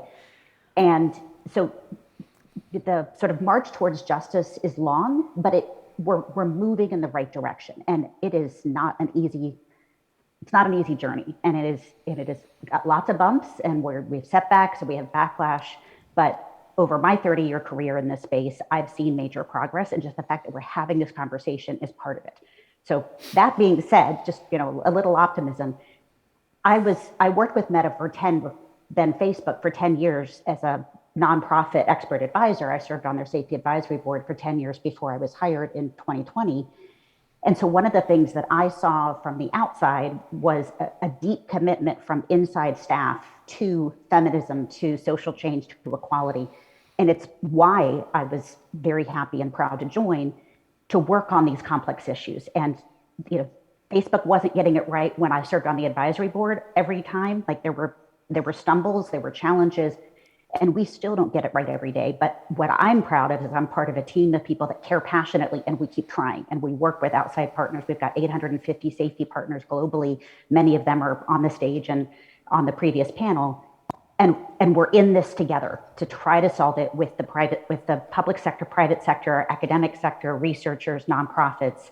And most importantly for me is the voice of survivors like yourself. We have to have those voices in the room, at the table, at all times. Can you tell me a little bit about, because you were talking about that there's been a development since you were on the board and now you're actually employed at the organization. What has been the change in the outlook for Meta in terms of your responsibility to users, your responsibility to people who are victimized on your platforms? A little bit about that. Meta's the first social media company to have and hire a head of women's safety. I implore the other tech companies to hire peers. I would love to have a club of women's safety experts at every tech company, and what we could do together in terms of cross-industry collaboration and coordination. And that's not to say there aren't fabulous feminists at all of them. I got to work with them in my previous life when I served on the Trust and Safety Council for Twitter and all of the other companies. So there is passion out there. I would love to have a dedicated person at every company who does what I do, which is I serve as a central coordinating point. So, we've got 40,000 people working on safety and security, and I interface with all of them. So I get to work with engineers on improving our classifiers to make sure that we're picking up hate speech slurs better and removing bullying and harassment content before it's ever seen and reported to us. I also get to work with the policy folks So we just recently announced some enhancements to our sexual harassment policy. One of the things that I'm proud of that happened long before me is that we consider non-consensual intimate images to be any image that harms you. So if it's a deep fake, a shallow fake, which is basically a not very good manipulated image, but regardless of whether it's an actual photo or video of you or it's manipulated, we remove it and we create a hash and make sure it doesn't get reposted. So those are the types of policies that existed even before I joined the company. And I'm constantly pushing the needle to see what else we can do, where are the gaps, how can we move further. Thank you so much. I think you're also getting into it, Cindy. I want to go to you, Asha, that I think for me, these individual instances of harassment are also kind of data points in a bigger system. You could call it patriarchy, you could call it whatever. But I want to ask you about what are the consequences more widely for women as a group when harassment like this persists? How does it function in society? What are the consequences of these types of things happening, not only for the individual that they are happening to, but to the group that they are a part of and the society that they're part of?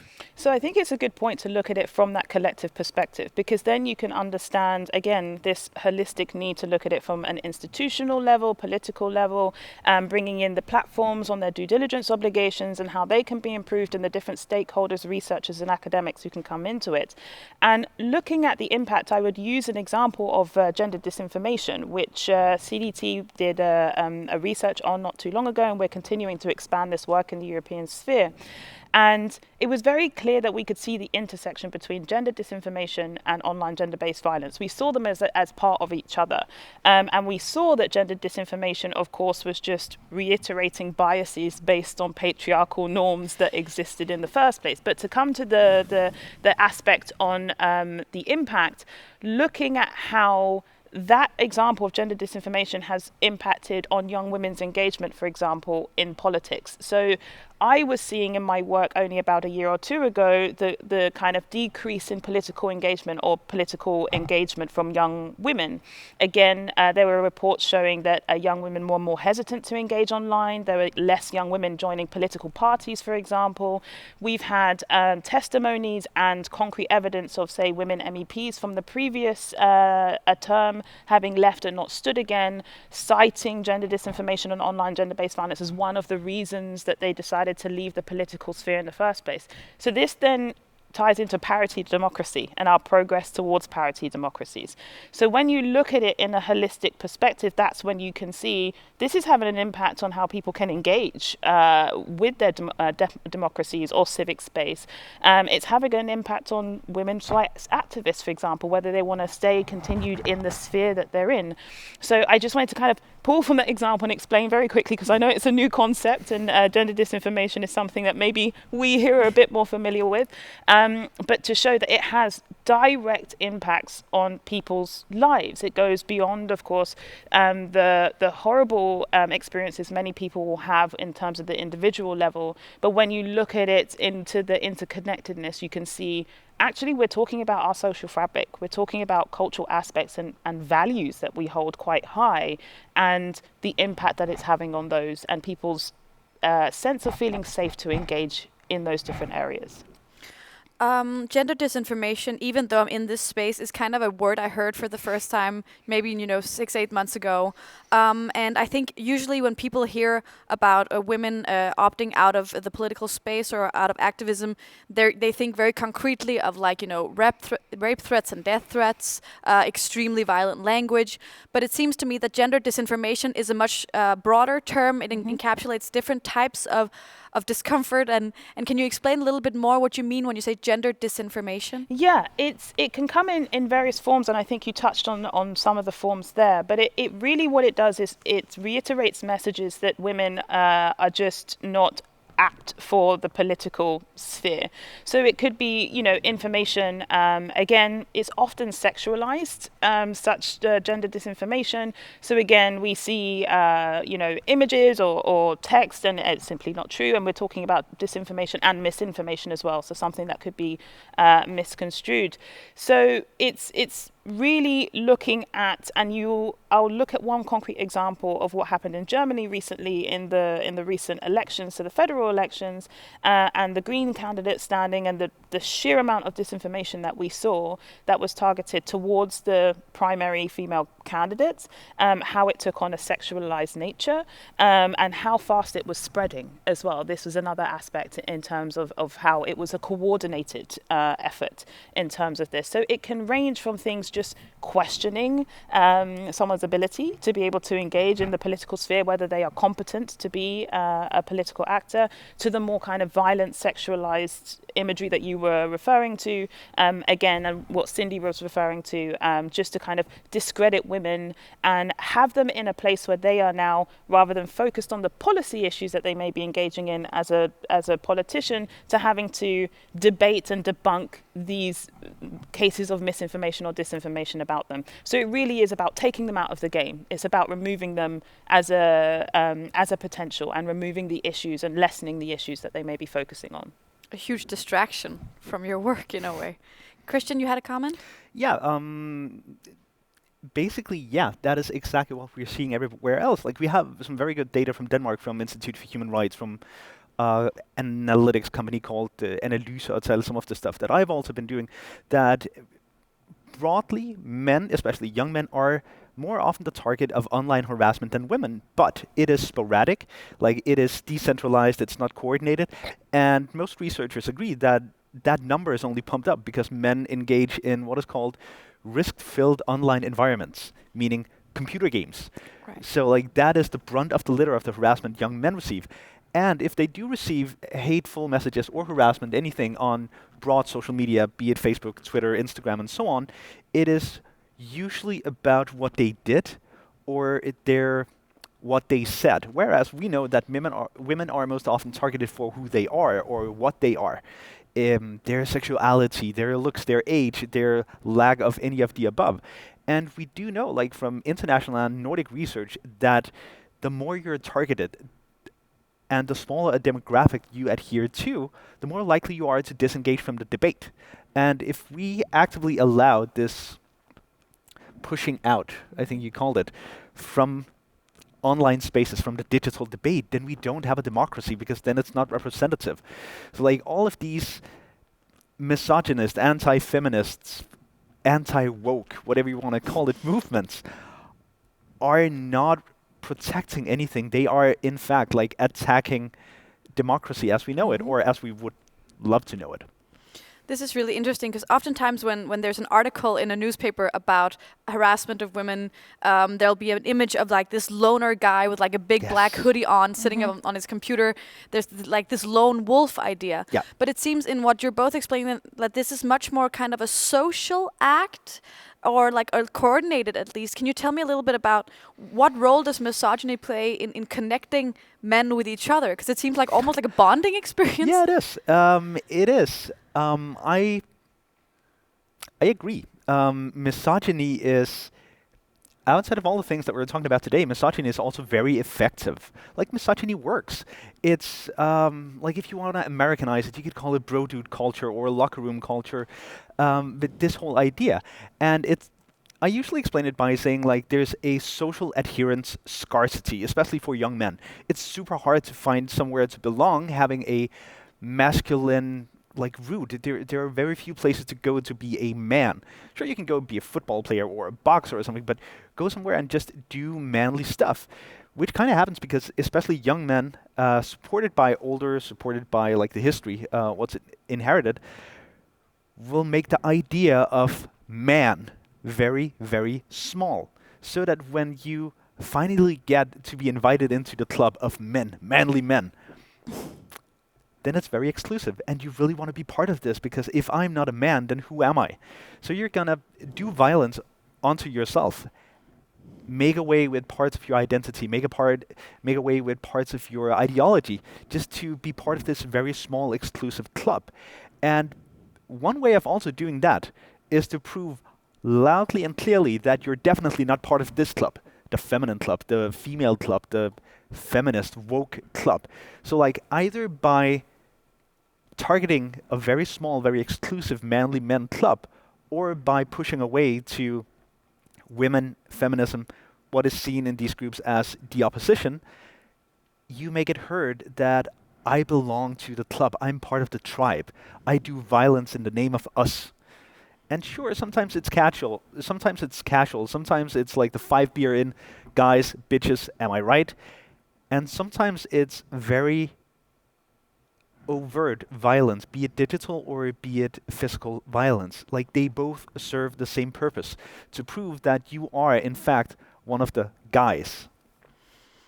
That's really interesting, Cindy. I wanna talk to you about this whole, idea of building communities around destructive thoughts about women or minorities or LGBTQ people or whatever it may be, because obviously one thing is the lone perpetrator who you can block them from a platform, or you can remove the material that they shared, but we're in a much more insidious spaces here where it's much more subtle, and obviously a place like Facebook is also hugely built around communities and groups and stuff like this. Can you tell me a little bit about what are your reflections in your work in gender disinformation, if we use that as an umbrella term, in looking at communities? Where does the line go in terms of, if you have a community that's heavily based on misogyny, where does the line go in terms of what can be allowed on a platform like Facebook if it's not overtly illegal what's going on? One thing that we just announced in October is a new policy on mass and coordinated harassment. And it was enlightening for me to be part of the company working on this policy for many, many months and working with external stakeholders to sort of pull it apart.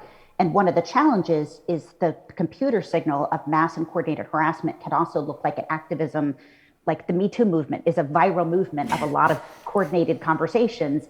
That signal is going to look similar to some of the harmful misogynistic.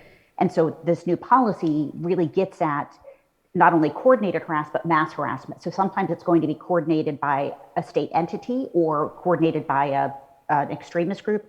Other times it may not be coordinated, but still mass. It's still coming at you as an onslaught. And regardless, this new policy covers it. And so I'm sort of optimistic to see, and we're gonna have to keep refining it as we figure out how it works, where we can step in with this policy when a women's rights activist is being targeted and attacked in a coordinated or mass way.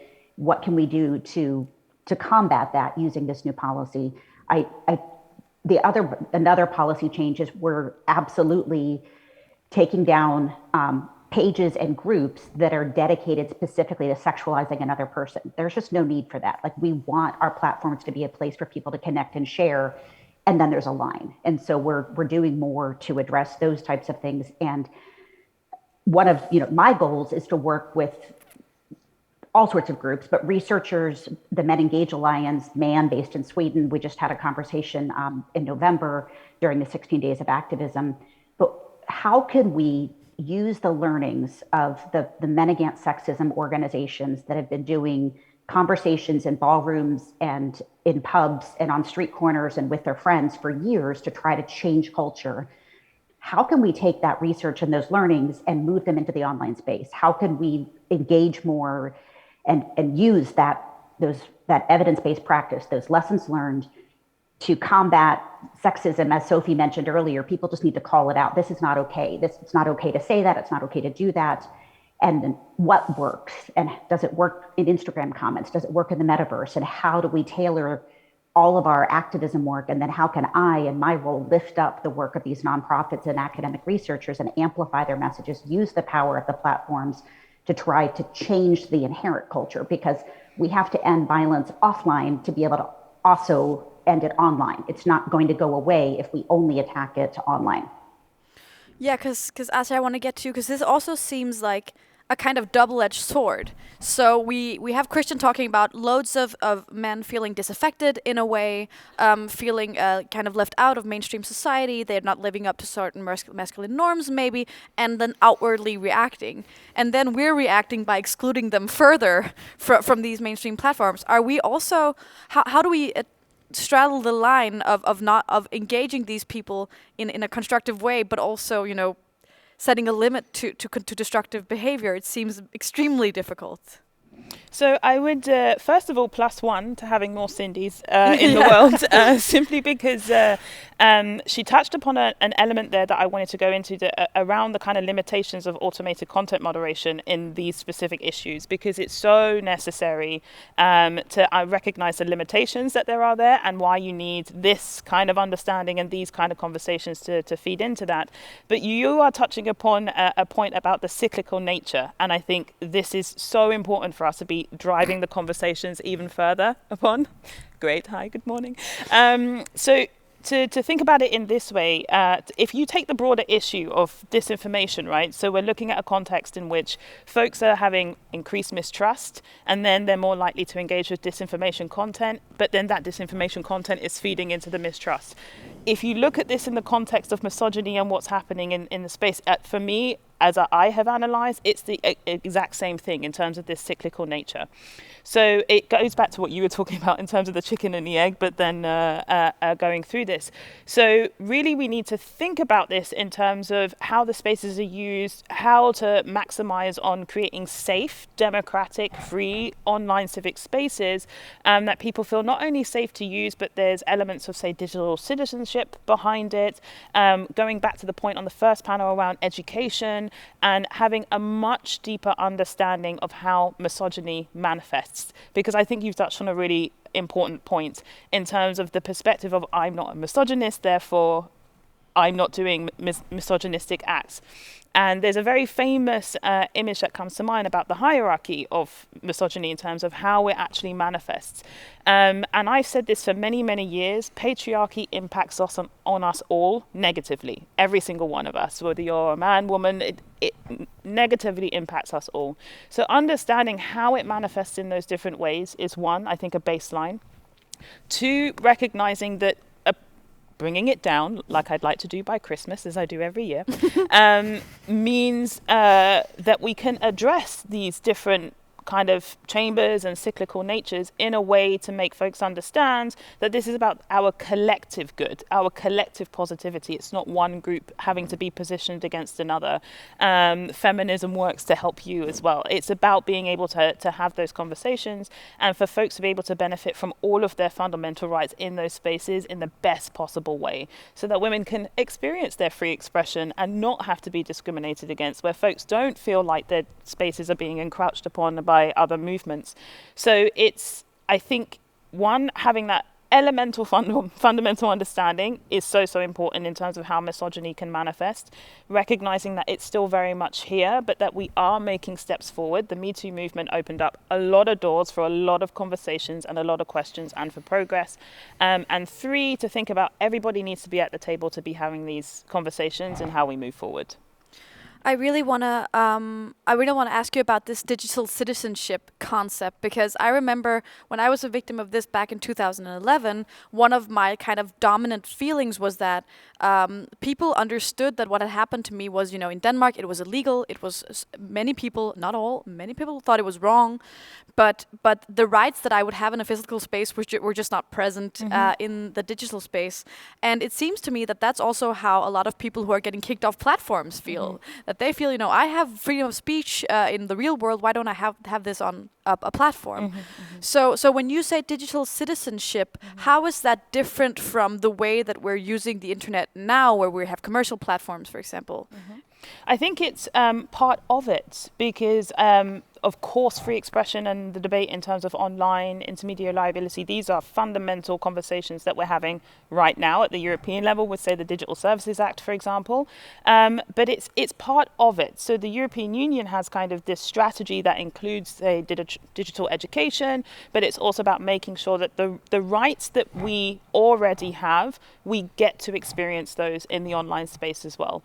And so when we're thinking about this particular issue and this discrimination against women in the online sphere, whether it's online gender-based violence or just gender disinformation, that prevents women from freely enjoying their free expression and their right to non-discrimination.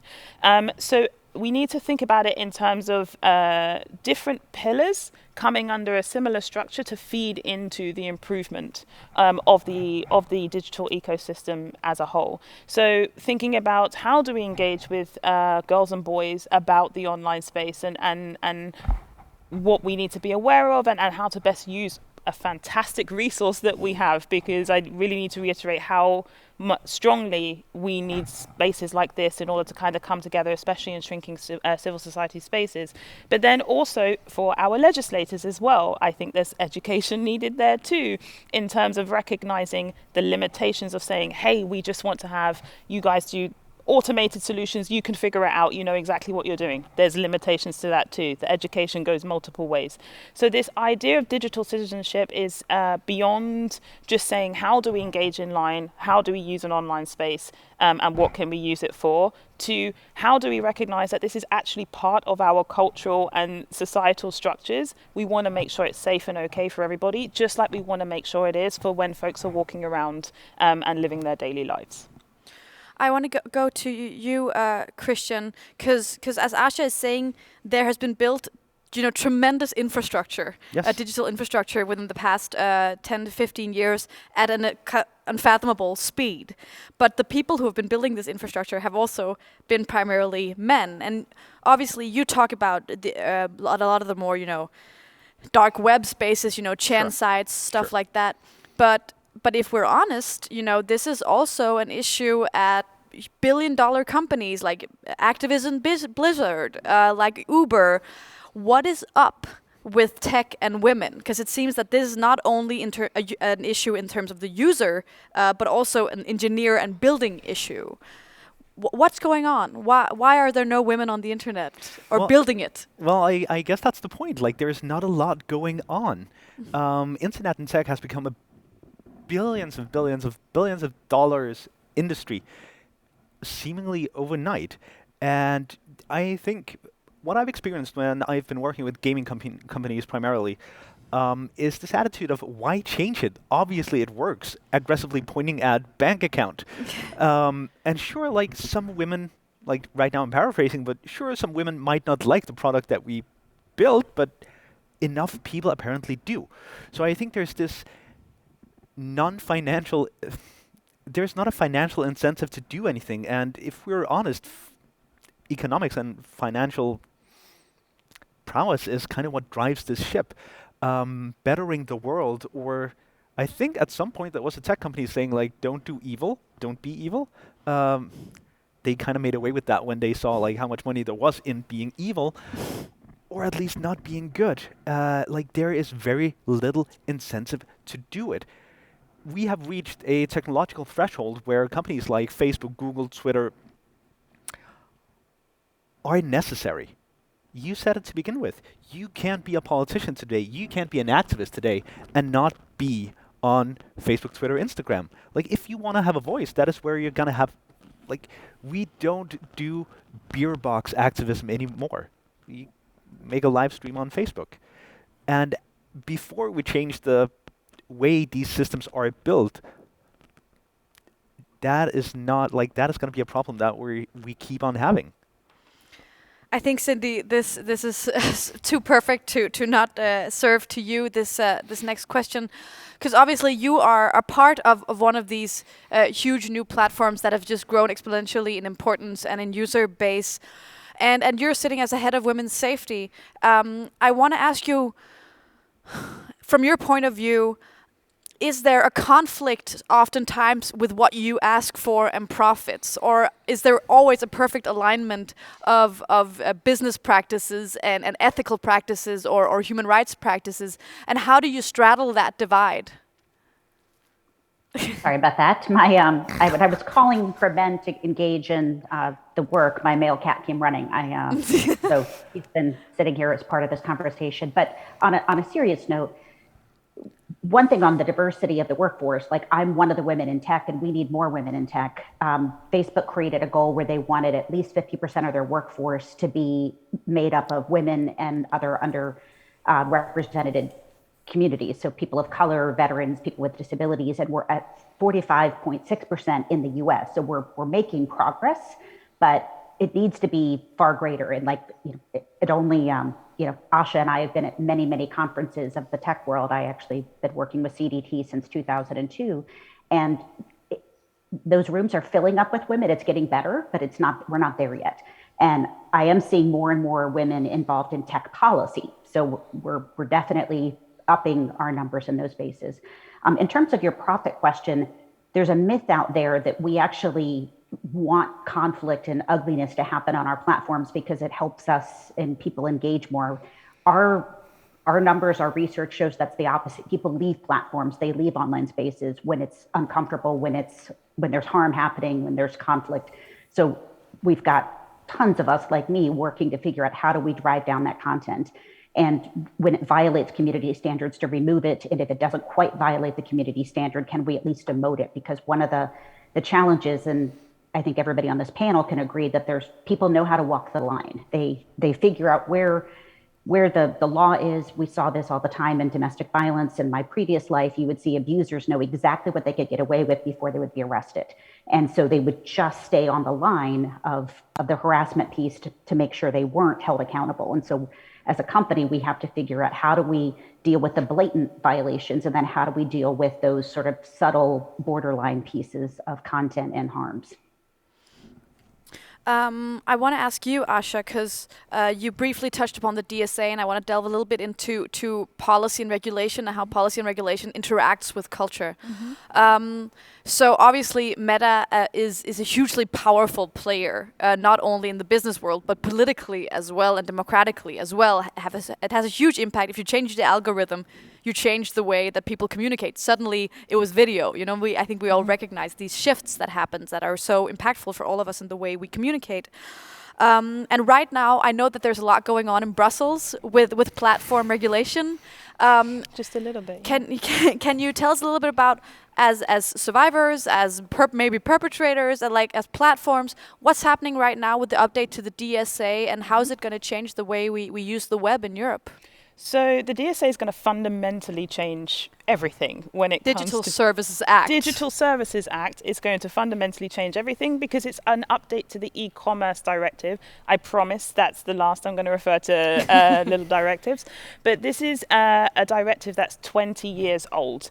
So some of the systems and services that we're using literally didn't exist at the time this directive that we're updating came into force. I'm from the MySpace generation. Things were very different back then. But what it is doing is basically updating the kind of framework that governs all digital services in terms of, say, content moderation. So user-generated content, platforms such as social media are included in this. And so as you can imagine, this has been a big discussion, a big debate. We actually had the vote in the European Parliament yesterday, some huge wins in there for civil society. But in terms of this particular topic and this particular discussion, I think we need to think about the other mechanisms that are happening alongside the DSA. So the European Commission is also going to be bringing forward its own directive on gender-based violence this year. We're expecting it the week before Women's Day. So you can imagine they've chosen an opt time to bring it out. And it is going to include, from what we understand, obligations for platforms related to online gender-based violence. So the questions we have is, how are you going to make sure these different pieces speak to each other so that we actually have effective impact for survivors, so that the online ecosystem improves, so that there is actually some level of improvement here.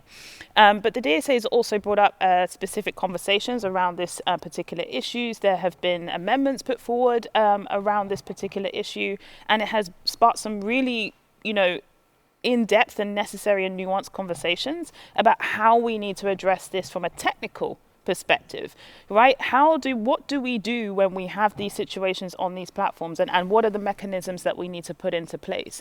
And so the Digital Services Act has definitely prompted some very in-depth conversations on this. But what we're hoping is that not only does the Digital Services Act, which will have a global impact because it's likely to be copied in other places, sets a good solid foundation that protects all fundamental rights for all, so the most marginalized groups can benefit from this, but that it must speak to the other specific pieces of legislation that are aimed to address this specific issue in a very, very concrete way. They cannot nullify each other out, or they cannot make each other ineffective. And so that's the work that we're trying to do to make sure that it not only makes sense in terms of the legislation, but that practically it's enforceable as well.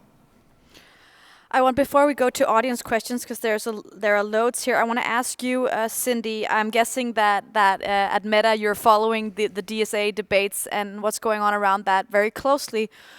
What are you hoping for? Because I remember I was in a talk with Laura Carstens, who is a Danish employee at Facebook, and she was saying, we're actually hoping for more regulation from policymakers at Facebook, so we know what to act from. What do you see? What role does policy play for Facebook, and what are you hoping for? And maybe also, what is your fear in watching these debates? Laura, who was talking about that, was absolutely right. As a company, we support regulation and legislation. It actually helps us know where to draw the line and have cover to do it, because otherwise we get a lot of critique in some countries for stepping in. And so it does help us immensely. And as a former victim advocate, I have helped write and pass the Violence Against Women Act in the United States. And it has technology elements in it, which was really exciting for us. So generally, I would say that wherever we can hold people accountable, and my concern is when I see legislation that leaves out the perpetrators. And so if we're going to truly end sexism and end violence against women, we need to not only look at the online spaces where it's occurring, but ideally that legislation and regulation is also looking at how do we make sure, like Sophie's point this morning, that sharing a manipulated image isn't illegal, and that's a problem. And so how do we make sure that all the legislation and the regulation covers the full range of things it needs to touch on? Christian, you had a comment? Yeah, more of a concern I really do want to raise is that the more legislation we have, the more we also allow companies to have eyes on a finite goal. Whereas you can say, well, we're not evil, we don't do evil because we adhere to these goals. Like having these legislations also allows us to rest on our laurels and say, well, we fulfill all of the goals. We can check all of the boxes that maybe we helped write. And that I fear sometimes that will take away focus from developing towards democracy and allow like an infinite development towards engagement and profit and a very finite development towards adherence to these rules. So legislation is super important, but it's not going to be the end all be all to solve all of this.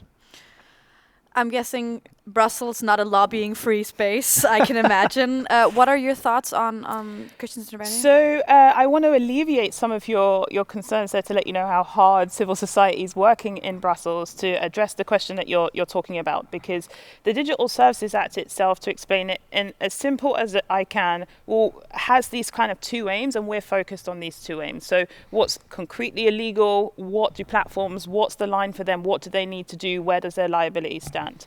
There's this other aspect around due diligence obligations, and there's a lot of focus from civil society organizations on this.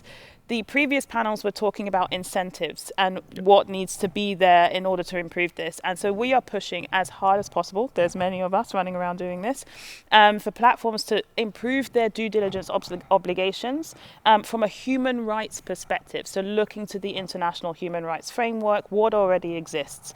So there's examples like the UN Guiding Principles around businesses, that they need to make sure their products and services don't impact on people or their human rights. We're trying to build, say, human rights impact assessments that take this into consideration. What do due diligence obligations look like? And what kind of guidelines can be consistently developed in coordination with civil society, where their researchers are feeding into kind of looking into the data and improving this. So there's these two strands that we're focused on, where it's like, yes, concrete legislation, this is illegal, this is what we have to focus on, but how do we improve the due diligence? How do we make sure that this is a consistent process and that the right voices are there having those conversations? Because I think it goes back to a point that you were making in terms of women in this space, right? I'm also part of a campaign called Who Writes the Rules, about the fact that Black women often are not in the room with the tech, but we're also not in the decision-making rooms either. And so it is about kind of saying, okay, you want to improve your due diligence obligations. Are you talking to these specific groups about the impacts, the services that you are having there? Are you building that into the development and improvements of your services? So we're doing our best to address those questions I know. And fingers crossed. It's I just know it's going to be a line to thread, and I know that even though you're pushing, I expect there to also be pushback. So like fingers crossed. I want to do a quick follow-up with you, Asha, before we get to a question from the audience, which is, the theme today is culture. And of course, policy is great and rules are great. How do you see the interaction between something coming from up top, rules, legislation, and something actually happening at the societal cultural level? How do these two go together? So unless you're making a clear thread between the two, the top won't have an impact on the bottom. That is just so super clear. So it's all well and good focusing on how legislation is written, what's precisely in the text. We need to make sure that's clear and that's strong and it sets a foundation. But what does the enforcement and the implementation looks like? And this is where the Istanbul Convention I would use as another example here. We have what was for a long time a gold standard on combating domestic violence and violence against women, but as we can see from the Grevio reports, there are improvements that need to be made in every area. And I think the 4P approach that the Istanbul Convention takes needs to be taken more seriously and equally enforced in all areas. It cannot be just about the kind of prosecution area specifically. Yes, that's important, but the preventative measures, there needs to be way more that goes into those. So it's about being multifaceted in approach and really kind of saying, yes, we can put loads of resources into this one area, but if we're not doing the education, if we're not doing the aspects and changing and thinking about how misogyny actually manifests in our society, if we're not making sure impunity measures are consistent and that there aren't avenues for perpetrators to navigate those, then if we're looking at these different parts in silos, we're not looking at it as a whole room. So unless what we have as a foundation, which is the paper, which is the legislation, the directive, then manifests into clear, coordinated actions, then there isn't going to be the improvement that we would hope to see. This actually leads me to the question I'm going to take from the audience, and I think I'm going to pose it to you, but feel free to jump in if you have a comment as well, because she's saying something that I think a lot is on the mind of a lot of us when we're sitting here, that most of the people listening and the people sitting here, we agree that this is important, we want things to change, but can you, Christian, give us some example on initiatives that have actually worked for reaching people who are outside the sphere of people who are normally reached by these types of initiatives? Like, what works? You said that there was like people who are beyond saving, but the middle ground that you were talking about, like what types of initiatives actually makes a difference for them, be it technological or cultural or political or whatever? Yeah, if I may, I'm going to make it like a two-pronged answer because I think there has been some great answers. Cindy, you mentioned Men Engage, men. Denmark just got their Men's Society initiative. Like a lot of things are happening about engaging men in this discussion, this problem field. I think one of the most important things that we can do as activists, as talkers, researchers, educators, is to pick up the mantle towards some of the old grievances that we've had. For example, one thing that I've seen reiterated time and time again since, about 2016, is this boys will be boys. And now I'm getting into, Cindy, you said that probably you do your best at Meta to not have digitally motivated violence, which I really think it's true. But we do see digitally mediated violence. And when we have this apologetic boys will be boys, that is just how they do. They do it in the schoolyard, they also do it on Facebook. What are you going to do? Boys will be boys. We not only make a very destructive environment about, well, that is how they just are. We also make an extremely, even more so destructive environment enforcing that is how they should be. And I think by engaging especially young men in this idea of you can be whoever you want to be. Like the idea of man, the ideal of man is just not this finite. You can fight patriarchy and it's going to benefit you. And even if you don't see the direct benefit for you, then look around you. Like the combat against patriarchy sounds like, and now I'm paraphrasing from my part of the internet, like angry feminist propaganda. Which, sure. But there is so much truth in it, and there is so much setting free. I'm from a generation of white, heterosexual, middle-class men who have been taught, who have been told we can be anything we set our mind to. except ourselves. And I think that is an extremely important fight to pass on to the next generation, be it digitally or physically. Any supplement to that before? I think you said it. Thank you so much, Cindy Southworth, Asha Allen, Christian Mogensen. It has really been a pleasure talking to you. But as you can all hear, there's a lot of work to be done still in understanding why perpetrators do what they do and say what they say in terms of eradicating this. And that's why the Nordref Foundation are undertaking a huge project in doing research on perpetrators and why they do what they do and what profiles we can make of them and their behavior. And we're working together with women's shelters in Denmark, Iceland and Sweden to profile them and understand online abuse much better, so we have some data that we can then go out and do policy on and do new technology on. And it's funded by the Nordic Gender Equality Fund. And if you want to learn more about that, you can go to nordref.org to read much more about the research. And so glad to have you all here. Thank you for participating. But we're not done yet, because we have a final speaker, Aslaug Anna Sigurðbjørnsdóttir. Hope I said that all right. And currently, she is the Minister of Industry, Science and Innovation, which is tangentially relevant to this, what we've talked about today. But she used to be the Minister of Justice when Maria's fantastic law was passed here in Iceland. As we've heard, Iceland is really a pioneer in laws that are victim-focused and trauma-focused, and we are so glad to have Aslaug here to tell us about how that happened and the work for women's rights online. Thank you so much. Good morning to you all, dear First Lady of Iceland, speakers, moderators, and guests attending online as well. Thank you for the discussion that has taken place here today and for highlighting the seminal intersection between gender equality and democracy in the digital context. These are important topics, not least in our ever-increasingly digitized reality. I have encountered this in my role as a former Minister of Justice and now the current Minister of Higher Education, Industry and Innovation. As Minister of Justice, I placed a great emphasis on actions against gender-based violence. These included measures to improve the investigation and prosecution of such violations and proposing a criminal reform to specifically target violations of sexual privacy in the online context.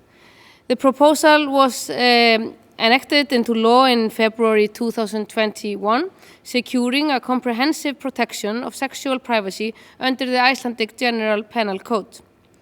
The proposal received broad support across party lines, recognizing the importance of the issue, and this was further highlighted during the parliamentary process.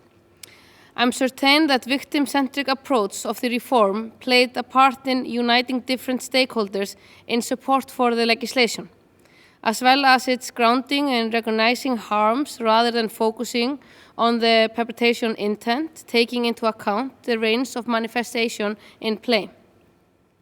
It is of utmost importance that the law keeps up with the social and technological development, as a lacking legal environment can hamper process, stifle innovation, and prove counterproductive to effective protection of individual rights. As discussed here in the first talk of the day, innovation and research-based efforts are powerful tools that need to be applied in the interest of improving, not hampering, the justice system. It is important we harness the powers of technology for advancing human rights and civil protection online as well as offline. In this context, we must remember that the development of standard setting in the online sphere is not a single issue, as we increasingly rely on an online environment for all aspects of life.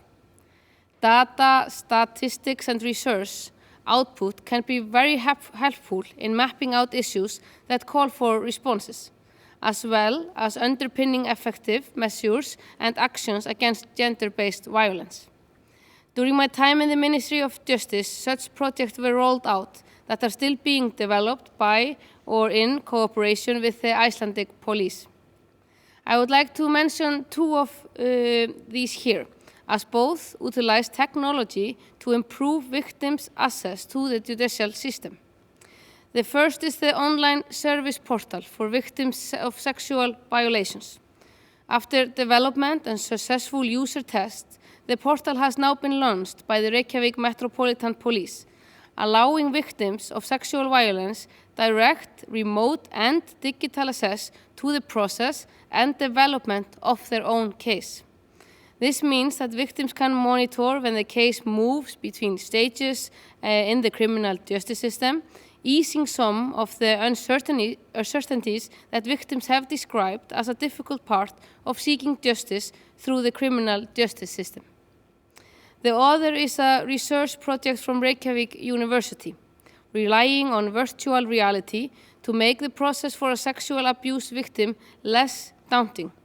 The virtual courtrooms are currently in a research phase in a joint venture with the National Commissioner of the Police to test the efficacy for the victims. First tests show promising results with positive and encouraging feedback. I believe that these two strong examples of how institutions can develop and keep up with social changes without compromising fundamental principles that need to be honored. In the second talk here today, we heard speakers discussing the social and cultural aspects of online gender-based abuse and how this relates to the democratic participation. As mentioned by the speakers, research indicates women that actively participate in the public discourse are faced with disproportionate amount of online abuse. As a young woman in politics, I have first-hand experience with the gender online abuse directed to female politicians.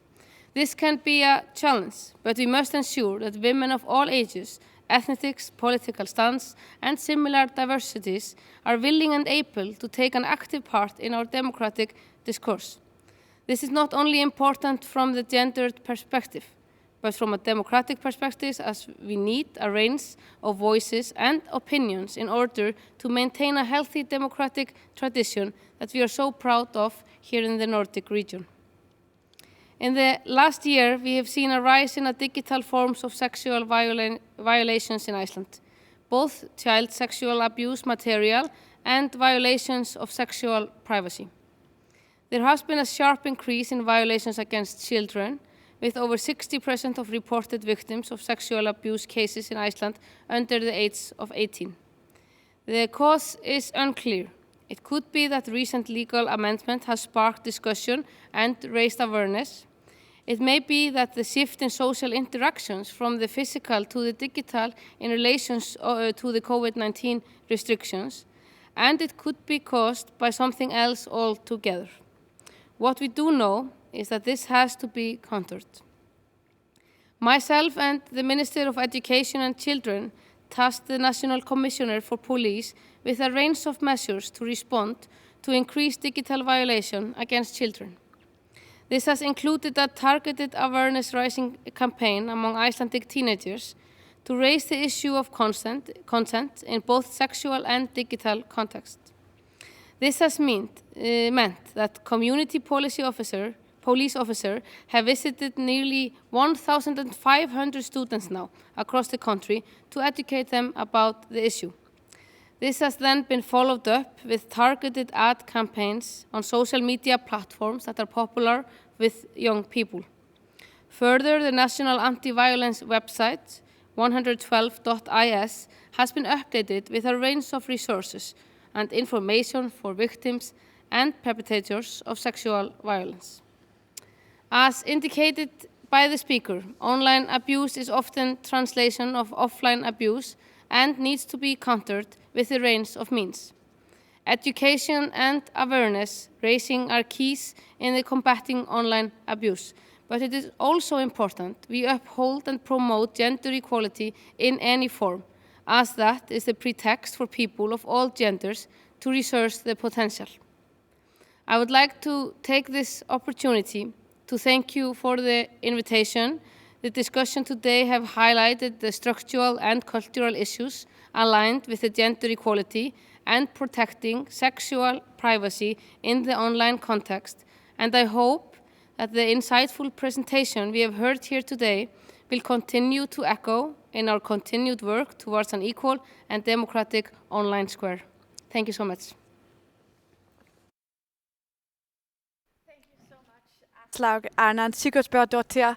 That was the last segment from us. I hope you have enjoyed the conference. I want you all to also thank you all so much for being here, both in my small heart of hearts. As a survivor, I always get very moved, having been in this space since 2014, seeing so many people with so much knowledge and power working for people like me. I think of myself as a 19-year-old and get very happy. But also thanks on behalf of the entire Nordref board for all of you being here. It really means a lot. This event was sponsored by the Nordic Council of Ministers, who not only supported this event, but also sustains and supports so much women's rights work in all of the Nordic countries. Thank you so much for that. And for everything looking so great and smooth, and you be able to hear us and all of that, thanks to Steinar, Gunnar, and Elmar, the producers of this event. Thank you so, so much. And last and definitely most, and she didn't ask me to say this, but I'm going to do it anyway, I want to thank Þórdís Elva for her amazing, amazing, amazing work on this issue. Without her, there would be no Nordref, there would be no this event. Just thank you, thank you, thank you, thank you so much, Þórdís, for everything you do for all women and for our right to live full lives. And next time, hopefully, we'll see you physically. Have a wonderful day.